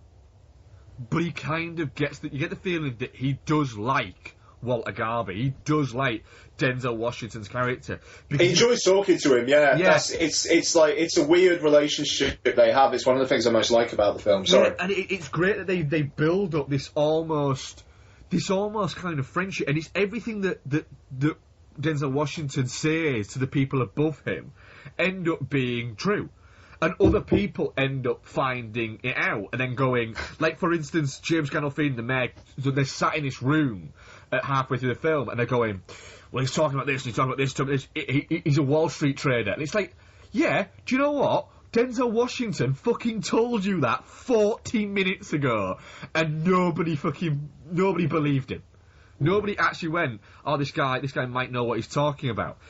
And then you've got, in a similar way, not as much punchy, but you've got the great moment where it's not the climax of the film, but essentially it is the climax, where something happens and then John Travolta turns round to Denzel Washington's character and says, "You're my goddamn fucking hero."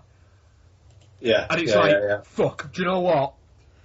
For a film that has been this much just entertainment, not wonderful, but just this much entertainment, it just went fucking shot for me. It was like, for how on the edge of just bad John Travolta, bad but entertaining, has been, that line is magnificent. And it was like, by that point I was like, do you know what? I think I might love this movie. Nice. I got to it where I was like, yeah, I know what Ian's talking about. I am at that point where I will...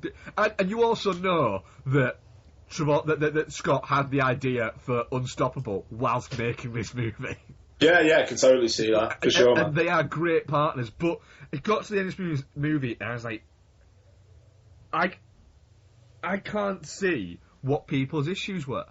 This is a Tony Scott It's because movie. it's not the original, and also it's Tony Scott in that time where it was cool to trash on Tony Scott for his editing style. Which, in a film like Domino, personally, I find like a lot of people do seem to like Domino. I'm not one of them. It's the editing style borders on the parodic for Tony Scott there, but you can't say that would take Pelham 1, 2, 3. Yes, there's a lot of kind of fast cuts and things like that. But the things that people celebrate Tony Scott for after he died, it feels like people were taking the piss out of him for before he died. Exactly.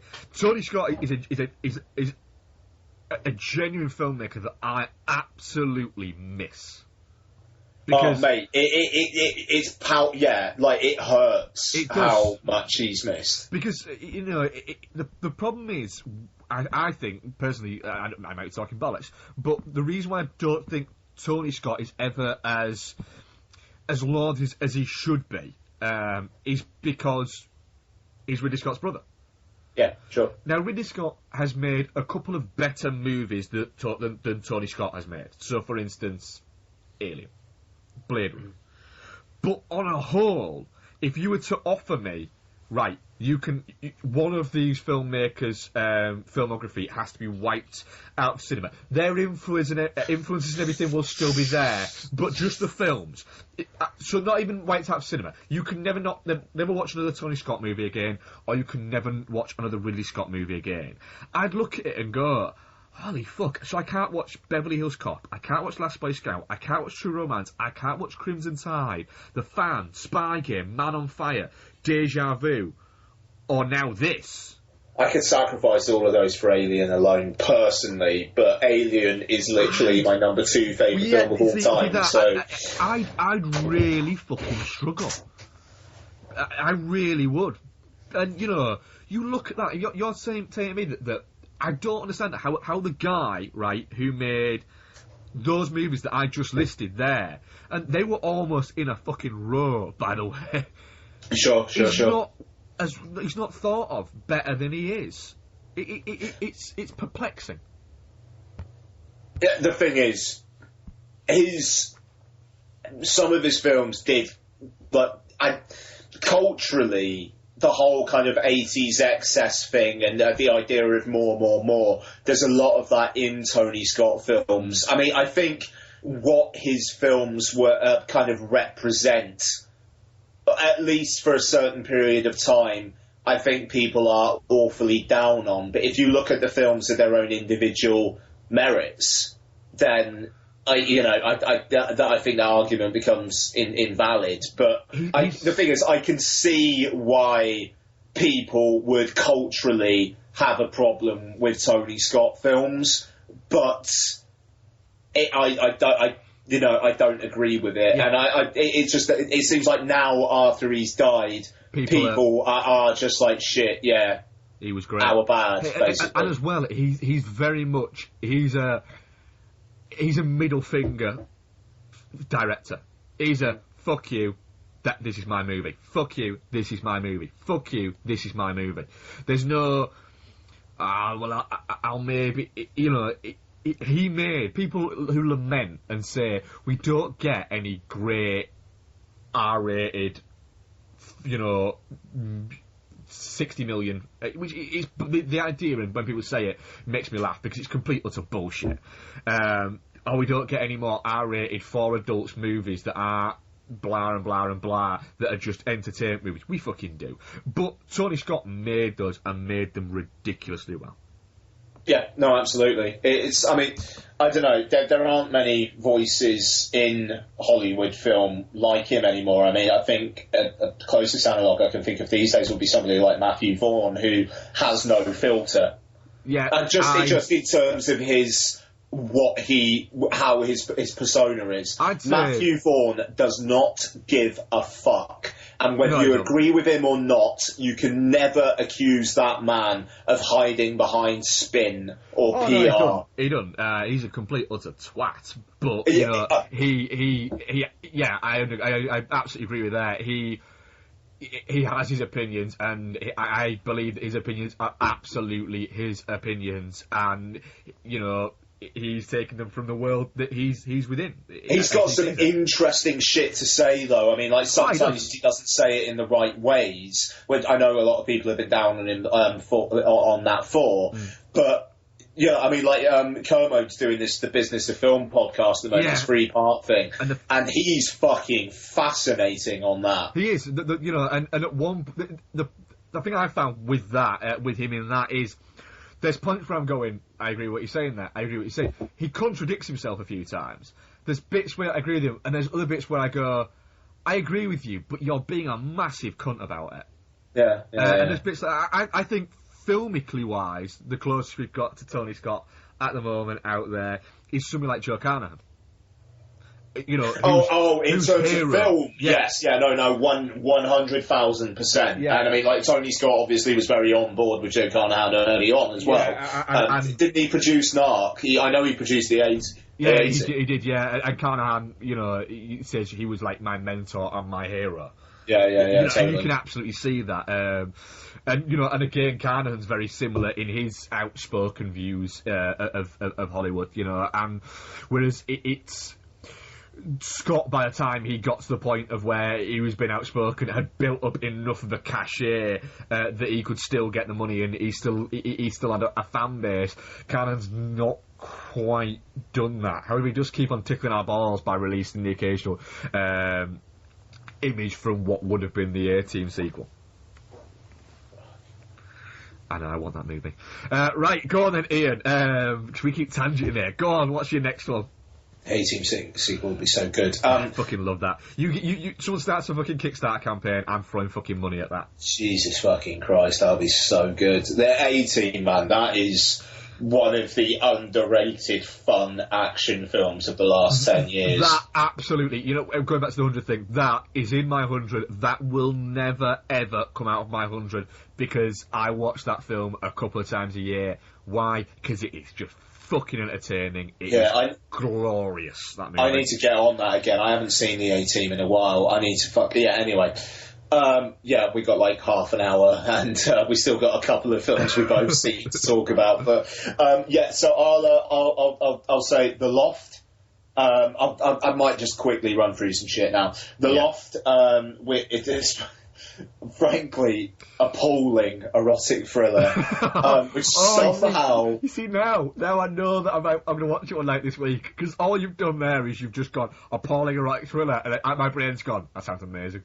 But I mean, the cast in it is insane. I mean, it's just like, why are you in this? So, James Marsden and Carl Urban, but then also... Cam from Modern Family, the big gay guy, and Wentworth Miller, writer of Stoker, Wentworth Miller. Basically, they all get a loft, an apartment together where they can bang chicks who aren't their wives and don't have to worry about being caught. One of them walks into the loft one day, finds a dead woman in there, and the others get called in, and it's basically... who the fuck did this, what's going on, and then it's who did this, why, there's twists and twists and twists upon twists and all sorts of bollocks. And, I mean, it's catnip for you, Mark. You'll have a fucking whale of a time. You will. I mean, it's terrible. But it is kind of entertaining in just the most trashy of ways. I mean, it kind of like the wrap up, the last 15-20 minutes are not amazing. Ooh, pardon me, to be honest, but it's so sleazy. I love sleazy. and just, if you ever wanted to see Cam from Modern Family just like being an absolute horn dog, which is the weirdest thing after watching so much Modern Family over the years, but anyway, The Loft, it's terrible, but the thing is, I watched expect a positive review from Mark in a couple of weeks. Yeah, no, exactly. I mean, the thing is, I watched it on the train home from Noel's Stag, and it was totally what I needed then. It's a 1 out of 5 film, but at the same time, that's that's more an objective thing. Yeah. Because subjectively, it was just it was exactly what I needed for the situation I was in. So hey, but yeah, I watched Hunger Games: Mockingjay Part 1, which you talked about, I think, which I actually thought was all right. I liked that it was different from the first two. I liked that it was dealing with some kind of weighty, interesting stuff, which you don't get in blockbusters usually. But at the same time, it was just if this wasn't the Hunger Games, this would never be this. No. This would never be out. And it does. It does kind of feel like if Mockingjay was just one film, a good half of this film would not be there at all. I'll tell you what, because I didn't enjoy Mockingjay Part 1. It's not terrible, but I didn't enjoy it. It felt like a filler film. But honestly, watch the honest trailer for Mockingjay Part 1, because it nails it. It absolutely nails it. And the thing is, in terms of its ideas about propaganda and manipulation of people through the press and whatnot, it's not doing anything particularly big with that. But I appreciate that for the audience, it's probably something the target audience is probably something they don't ever really look into. Yeah. So I liked that element of it. I enjoyed it. I actually thought it was all right, and I don't know. I'm kind of looking forward to it all wrapping up now, but we'll see. I watched The Other Guys, which gets better and better every time I watch it, and I watched District 9 and Elysium, but I'm sure we'll mention those in Chappie. So I'm done. Right. I watched The Voices. I know you watched this as well, didn't you? Hello? Yeah. Sorry, the Ryan Reynolds movie, directed by Marjane Satrapi, I think. Yeah. Marjane Satrapi, I think. Satrapi, yeah. That's Satrapi, that'll do, yeah. It stars Ryan Reynolds, Gemma Arterton, Anna Kendrick, and Jackie Weaver. Story is, and I won't go too much spoilers because it's fairly new, he plays a guy called Jerry, who has issues, we'll say. We quickly introduce that he's in therapy. He works a menial job working for he's like a factory line worker where he boxes up bathtubs and things like that. In a small little town you get the feeling it's middle America. And he has these strange quirks where he has kind of multiple personalities, but his personalities are taken up by his cat, Mr. Whiskers, and by his dog, who's Scottish, and also voiced by Ryan Reynolds, and Bosco, his dog, also voiced by Ryan Reynolds, who is kind of like it kind of has a very strange but comforting accent. It's a wonderful idea of having his pets are kind of the devil on his shoulder and the angel on his shoulder, in the idea that the dog is the angel on his shoulder and the cat is the devil on his shoulder. His cat is foul-mouthed and horrible, and the dog is loving and concerned and things like that. It's like there's a wonderful moment where he comes into the apartment having not been there for the night, and the cat I think he says something like food, dickhead. And that's all he says, whereas the dog's concerned as to where he's been and everything like that. And then the cat tells him that he's taking a shit on on the sofa. Jerry has become infatuated with the English girl in the office, Gemma Arterton, played by Gemma Arterton, but at the same time, the other girl in the office, played by Anna Kendrick, has kind of developed a bit of a thing for Jerry. And like I said, I'm not going to go too much into it, because it is fairly new and we're not coming in as a main review, so I don't want to go deep in with spoilers. But I went into this film thinking that it was just one of those kind of floaty, kind of slightly dark comedy films. And it is that for a lot of it, but it gets very dark at points. There's a moment where we're introduced to an alternative look, we'll say, or a more real look on Jerry's life, and that's when it gets really fucking deeply dark. And it's one of those films where I could see how it could lose some people very easily. And when it finished, I was very much of the opinion of, do you know what? I really liked that. I liked that. But the more I think of it, the more I'm getting to the point where I'm going, do you know what? I fucking really, really liked that. And I'm at that point now where I fucking... It was maybe a 3.5 out of 5. I'm now getting to a 4.5 out of 5 with the voices. I really fucking liked it. And the ending will either go, people will go, nope, that's too much, or they'll go, yep, I'm in, and I am absolutely in the point of where I'm all in on that. I like it. Yeah, I mean, I wasn't. I thought it was all right. Don't get me wrong. Yeah. I thought it was fine.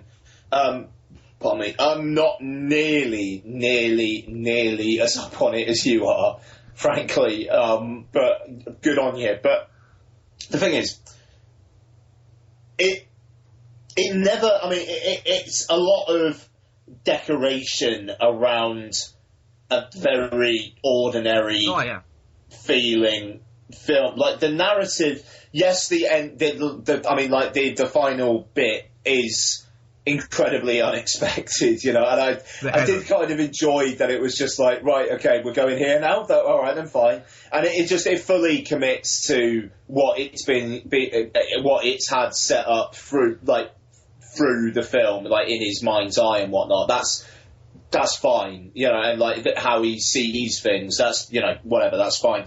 It just.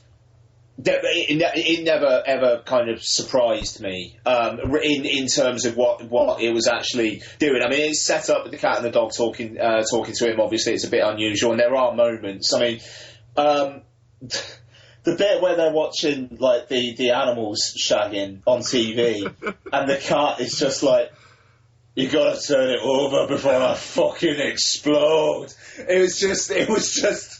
While he's watching the lion shagging, I mean, it's like that bit is fucking brilliant. The great moment is the Bosco bit. You know that, you know, the other day we were talking about it, and I said that you're a good boy and everything like that. And it's like yeah. It's like I don't think you are. It's just, yeah. It's even the glorious moment where even when he realises that his animals aren't talking to him, that he is the voice with animals, yet they still keep doing it. Yeah.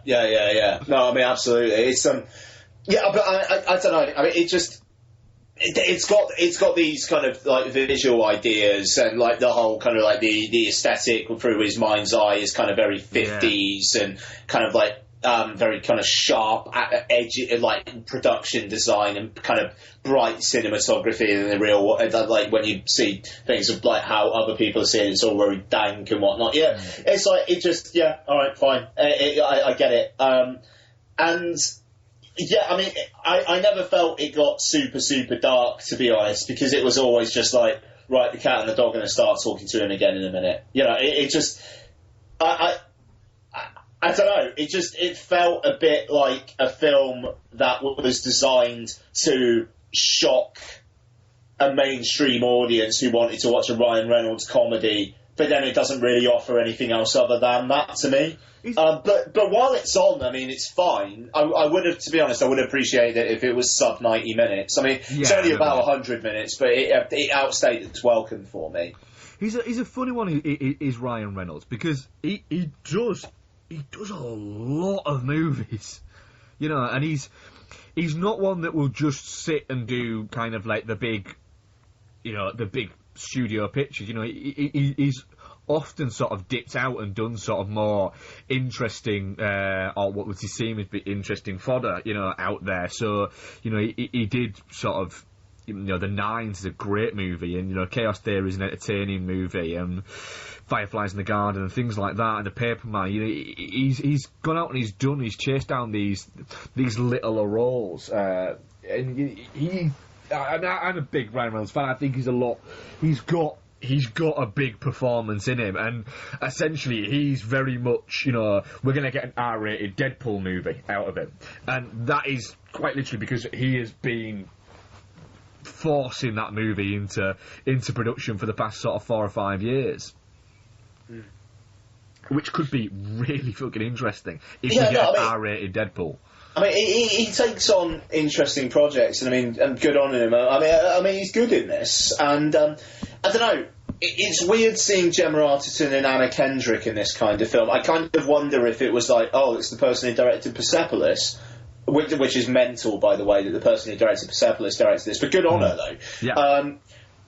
And then here they are. I will also say as well, I don't know why Anna Kendrick didn't look any different to how she usually did, but I don't know. I found her very, very cute in this. I don't know what it was, but maybe I just now will really start liking Anna Kendrick. But I really I liked her character, and it was kind of like it was obvious what way it was going, and I felt really bad for her character. You know, I don't know. Beyond the accoutrement, I found what was actually in the inside was yeah, it's all right. I mean, it's a 3 out of 5 for me. That's about it.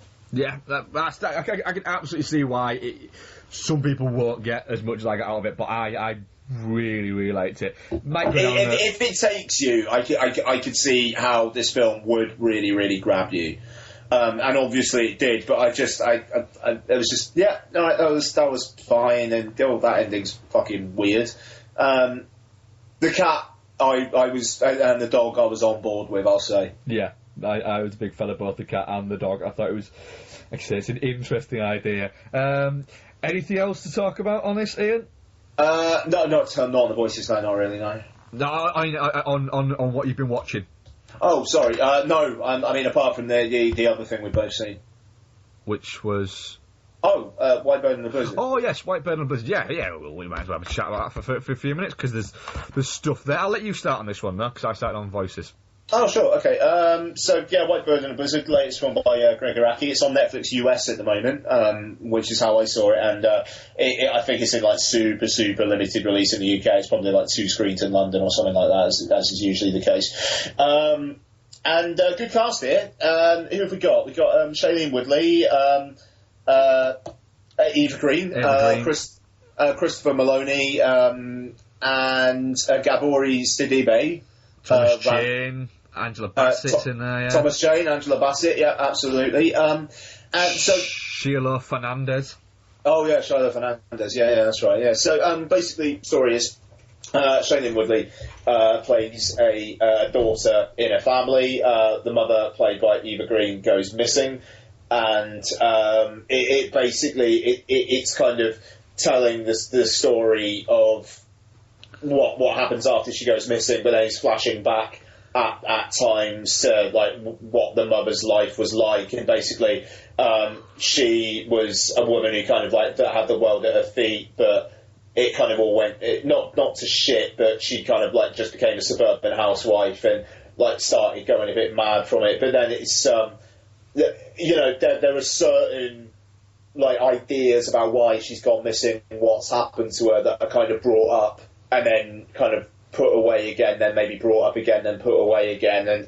And the thing is, my problem with the film is that is like the central mystery that kind of drives everything else around the film, and how that ends what happens to Eva Green's character.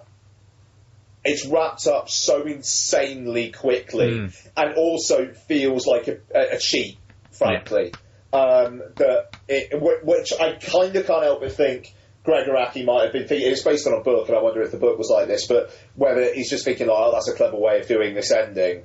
And I'm not going to say what it was, no. But it basically, it just, oh, right, okay, so, right, really? Well, why why this and why that and why did you show me this? And it just, the film itself is a bit of a cheat in terms of the direction it's going, especially considering, I'm going to try and be as oblique here as possible, the central character who we are following, Shailene Woodley, does not have this theory on what happened until very late on in the film. Yeah. But the film itself has this theory and is kind of forcing it for a long time before she picks up on it. Yeah, and it isn't like hidden from her. It's a strange. I think it's one of those where the ending will, and I'm not going to give it away. The ending will probably shock you unless you go into it with an understanding and a knowledge of, not shock you as such, but might surprise. Unless you have any idea of Gregor Raki's film, previous films or anything like that. If you've watched a lot of his films, you'll be about sort of 25 minutes, half an hour into it, you'll go, I know what's happening. And it's one of those. It's a typical sort of Gregor Raki movie in the fact that it's a lot of young, beautiful people, or a couple of young, beautiful people, often slightly misfits, but often quite intelligent, frolicking around in not a lot of clothing, being obsessed with sex. The elder people within it are also a little bit obsessed with sex, but you've also got the sort of, in Christopher Meloni, you've got him being very much the sort of standardised American dad kind of, broom up his ass kind of guy, and you've got all of that, and it's a very nice journey you're going on with the film, but you kind of get the feeling that the destination you're going to get to is going to be, you're going to go, oh, we're here now, yeah. Oh, can we go back? Because it was a lot more fun getting here than it was when we're actually fucking here. Yeah. And that is what all Gregor Raki movies tend to be, to be honest. They all tend to have this massive build-up and build-up and build-up and build-up, and then he's going, oh my god, what's happened, and you get there and you go, oh, that. Oh. Right.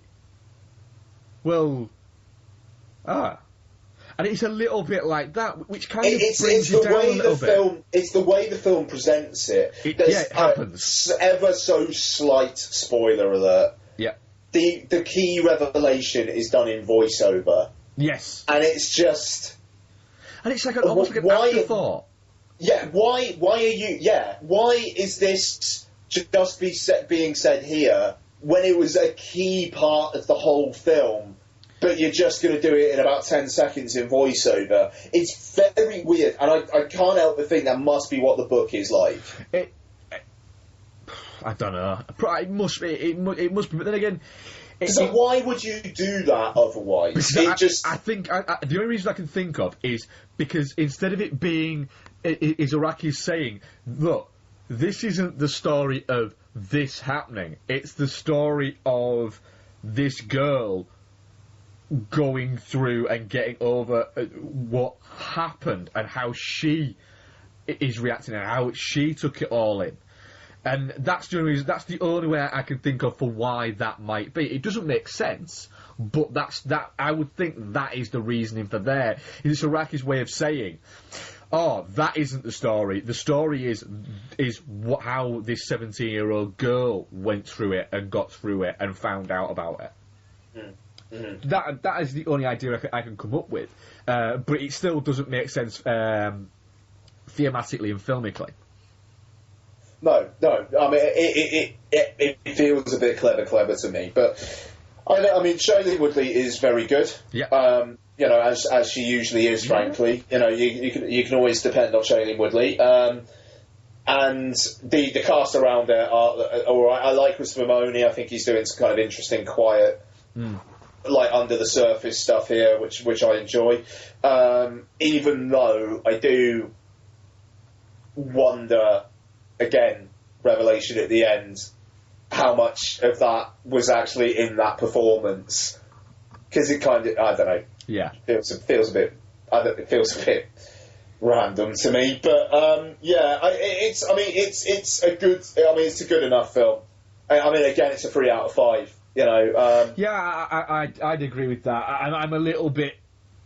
It seems to be getting a lot of very good, like 4 and 5 star reviews, and I'm a little bit like, really? No, it's patently not. It's subjective, I suppose, but yeah, it's not a 4 out of 5 film. I mean, Eva Green is very good in it, like very good. Shailene Woodley is very good, but there's I liked what it was setting up more than what it actually delivered. The relationship between the mother and daughter, you know, it was kind of like really interesting, mother jealous of daughter kind of thing. But then, you know, that's kind of played on in the first half. But then, like, there's a period when it goes forward a year, and then it kind of seems to be more about plot from then on, as opposed to character. And I was quite enjoying the character of the first half or so. And also Eva Green's character is pretty absent in the second half, as far as I can remember. Yeah. You know, there's just a few scenes where she's in, whereas she's quite a large presence in the first half of the film. And I don't know. There are little things as well, like Thomas Jane's character and his relationship with Shailene Woodley. It's just like, why exactly is this in here then? Yeah. It's pointless. And that might have been bigger in the book, but in what is it? It's pointless. It is all to eventually have a bit where somebody is mentioned as, well, I think it was this person, and it's like there's a lot of that relationship and a lot of those people for essentially for sort of character getting nudged towards something. Absolutely. Right. That was our bumper, what we've been watching. Ian, feedback. We've had some feedback, haven't we? That you mentioned. We're gonna do questions on Wednesday, but it'll all be in the same package for us. But we'll do feedback now because I'm intrigued. Yes, this is from Rolf Eichhorn, who I believe emailed in once before. Right, hi Ian and Mark. I had to write in again, as I am very upset about Mark's pick for worst movie of 2014. The Babadook. Are you fucking nuts? I mean, I don't love that movie, but worst? I seriously doubt your sanity, mate. I can overlook all that shite you praise all the time, sabotage anybody, but this is so wrong. I know I am a bit late regarding the year-end show, but I had to express my anger about the dude. Dude, you need to adjust your taste. Fast. Ian, you should have given Mark some serious shit about that pick. You guys are way too nice to each other. Maybe it's because you're old now, but I'd appreciate some more meaty discussions like Mike and Paul or Matt Gamble and everybody at Row 3. Yeah, I mean, the thing is about the Row 3 cast, it is which I enjoy. It's basically Matt Gamble shouting at someone whenever they don't agree, whenever he doesn't agree with them. So, yeah, I'm not too sure. Yeah, okay. Anyway, sorry, that was me. But back to Rolf. Since I don't want to just rant, I also have a non-Twitter question for you guys. Sticking with the horror theme, there are many subgenres in horror. What are your faves and worst? For me, I love the killer kids movies like Who Can Kill a Child, Poison for the Fairies, or The Omen. I know the evil child cliche has become cliche nowadays. Back in the day, there were a bunch of creepy ones which disturbed the living shit out of me. By the way, the kid in the Babadook also marks. By the way, the kid in the Babadook also marks, no pun intended. Oh right, no, yeah, marks a 10 on the creeper meter, no pun intended. As an elementary school teacher, I work with some strange kids all the time, but that kid is so disturbing. I can't wait for Mark to have his say on this. Sorry. My second favourite subgenre is the animal horror. The birds is the obvious one, but just think about Link, Jaws, or the Shat in Kingdom of the Spiders. I guess there isn't a single animal left not already being put in as a thread in some horror film. So your picks, please. Greetings from Rolf in Krefeld, Germany. P.S. As I am a big football fan like you, I've got to say I envy you now. I always thought the Premier League to be quite boring with the same teams on top of each season, but the Bundesliga sucks big time right now, almost similar to Scotland. Fuck Bayern Munich. PSS, love you, Mark, just not your taste in movies. What I will say then quickly is I love watching the... thank you very much for the feedback, by the way. Brilliant, thank you. I love watching the Bundesliga. I watched a wonderful thing where the Stuttgart Borussia Dortmund game the other week, which is a great game. Borussia Dortmund beat Stuttgart. Stuttgart had lost a few games in a row.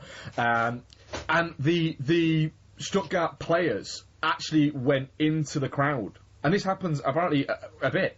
And the Stuttgart players were there in the crowd, and it's amazing. That categorically would never happen in a Premier League game. And that is what I adore about the Bundesliga. I'm very much looking forward to, at some point next season, I am making it my absolute mission. I want to go and watch a Borussia Dortmund home game. Cannot wait. In terms of what is it? I will stress again, I am unequivocal in my hatred of The Babadook. I still think it is the worst movie I saw last year, in the sense that it annoyed me the most. Yes, there were movies that were not as well made, etc., and things like that, without question. But as a movie where I just couldn't fucking get on board and couldn't understand for the life of me, while I was watching it, how anybody could categorically say that that is A, a good movie, or B, one of the best horrors of modern time. Well, for a start off, it's not fucking scary. It's not even psychologically scary. I stress again, this woman's psychological problems are kept at bay by a fucking punnet of worms a day. That isn't fucking scary. The Babadook is marketing and word of mouth gone fucking crazy. The thing is, I don't care about the Babadook enough to really, get on at Mark about it. I thought it was fine. It scared me more than It Follows. I'll say that. Which I've still not seen yet. Yeah. I don't care. I genuinely I know we're supposed to review films and things like that, but it just I said my piece about it on the initial review, and I don't care enough. And I mean, the thing is, Mark having the Sabotage in his top 10 at the end of the year, I think is fucking retarded. But he knows I think it's retarded. It was my top 10, it was my number one surprise of the year. Oh, that's right, sorry, yeah. But he knows I think that's retarded. Yeah. So, and I mean, we've had this discussion about Sabotage before as well. It's just, with the top 10 show, it's just is there really any point rehashing stuff that we've kind of already gone through? I've already said my piece on the Babadook. I'm not going to have a go at Mark for saying it's his number one worst film of the year, because I don't care about the Babadook enough to go to bat for it like that. I mean, if he... this will be after our review of Chappie, and Mark already knows what I thought of Chappie. If Mark comes out and says that Chappie is his number one worst film of the year, I'll be all over it. Don't get me wrong. But it just, I don't care about the Babadook. And also, in fairness, the Babadook's got enough fucking people who will defend it. Yeah. Mark doesn't need to hear me defend it. He could go out on Twitter and say he thought the Babadook was a big pile of shite, and he'll probably have half a dozen tweeting back at him within 10 minutes. Which I did when I did say on Twitter that I fucking hated it. I did have a lot of, and I've had people that I know have a go at me and say, "Oh, it's me," and every time it is one of those movies where I would happily, if somebody wanted me to, go up at a screening of it, and after it, where everyone's paid to see it because they wanted to rewatch it, to stand there and tell an audience of 300 people everything that is fucking wrong with that movie. It happens very rarely, but I have not been irked by a movie as much as that movie, and I don't know why, but it just did. And it's almost, it is put a massive fucking nail in the coffin of I am to the point of where I'm on the cusp of going, I'm done with horror. I'm done with modern horror. It's fucking gone. If this is what counts as being great modern horror, I'm done with it. I'm done with it. It's shit. I would say it is the most... Babadook was the most overrated horror film of 2014. I'd be amazed if It Follows, for me, isn't the most overrated horror of 2015. And it just... It's weird that, to me, that these films are getting the love that they're getting. I don't... From a subjective point of view, I just don't see... I mean, I agree, the thing at the end with the Babadook with the worms is an insanely dumb ending, but it's dripping with meaning and it's dripping with metaphor, and it's just she's balls. using like you said, she's using a punnet of worms to get over a major psychological illness. Yeah, that is what it is, and it's just like, in what if the Babadook was a Platinum Dunes film and it ended in that fucking way, people would be all over it. Exactly. But no, because it's the Babadook, they're not. I mean, this is. I mean, to be fair, I think that this opening up of this is maybe. Sorry, Rolf, kind of biting you on the arse a bit here, but because the Babadook's not. It's not a particularly great horror film. It's not. And the more I think about the Babadook, the more I think, nah. Yeah. Question though, in answer the question you asked, which is a great question, by the way. I'm yeah, not it saying is, that it is a great question. I love occult movies. Movies about the occult, adore those. In terms of horror, I love psychological horrors, proper ones, not worm tempered ones. And which ones don't I like? I'm not a big animal horror fan, mainly because I don't like seeing animals getting hurt. It's my one true fucking thing. I started watching Peaky Blinders like fucking years after everybody else started watching it. But there's a line in the second episode where he says, I got used to seeing men be killed. But I've seen loads of men killed and you get used to it. But I've also seen loads of horses get killed and you never get used to that. And it is that I get, it's still fucking, it hits me emotionally. It's that thing where I could watch a horror film where all types of things happen to people, but then if you harm a dog, I go, I don't like that. It's that kind of thing. What are yours, Ian? Yeah, I mean, like in terms of like personally, mine, I don't like it because again, I just don't. I find it icky. Body horror, I like. It's the most effective horror for me, but I don't like it. Frankly, it weirds me out. I mean, or even something like the Kaufman remake of Invasion of the Body Snatchers. It is a 5 out of 5 film for me. I can't watch it very often. A lot of Cronenberg. Shivers and Rabid, I think I've only ever watched once, and I don't think I'll ever watch them again because they weird me out too much.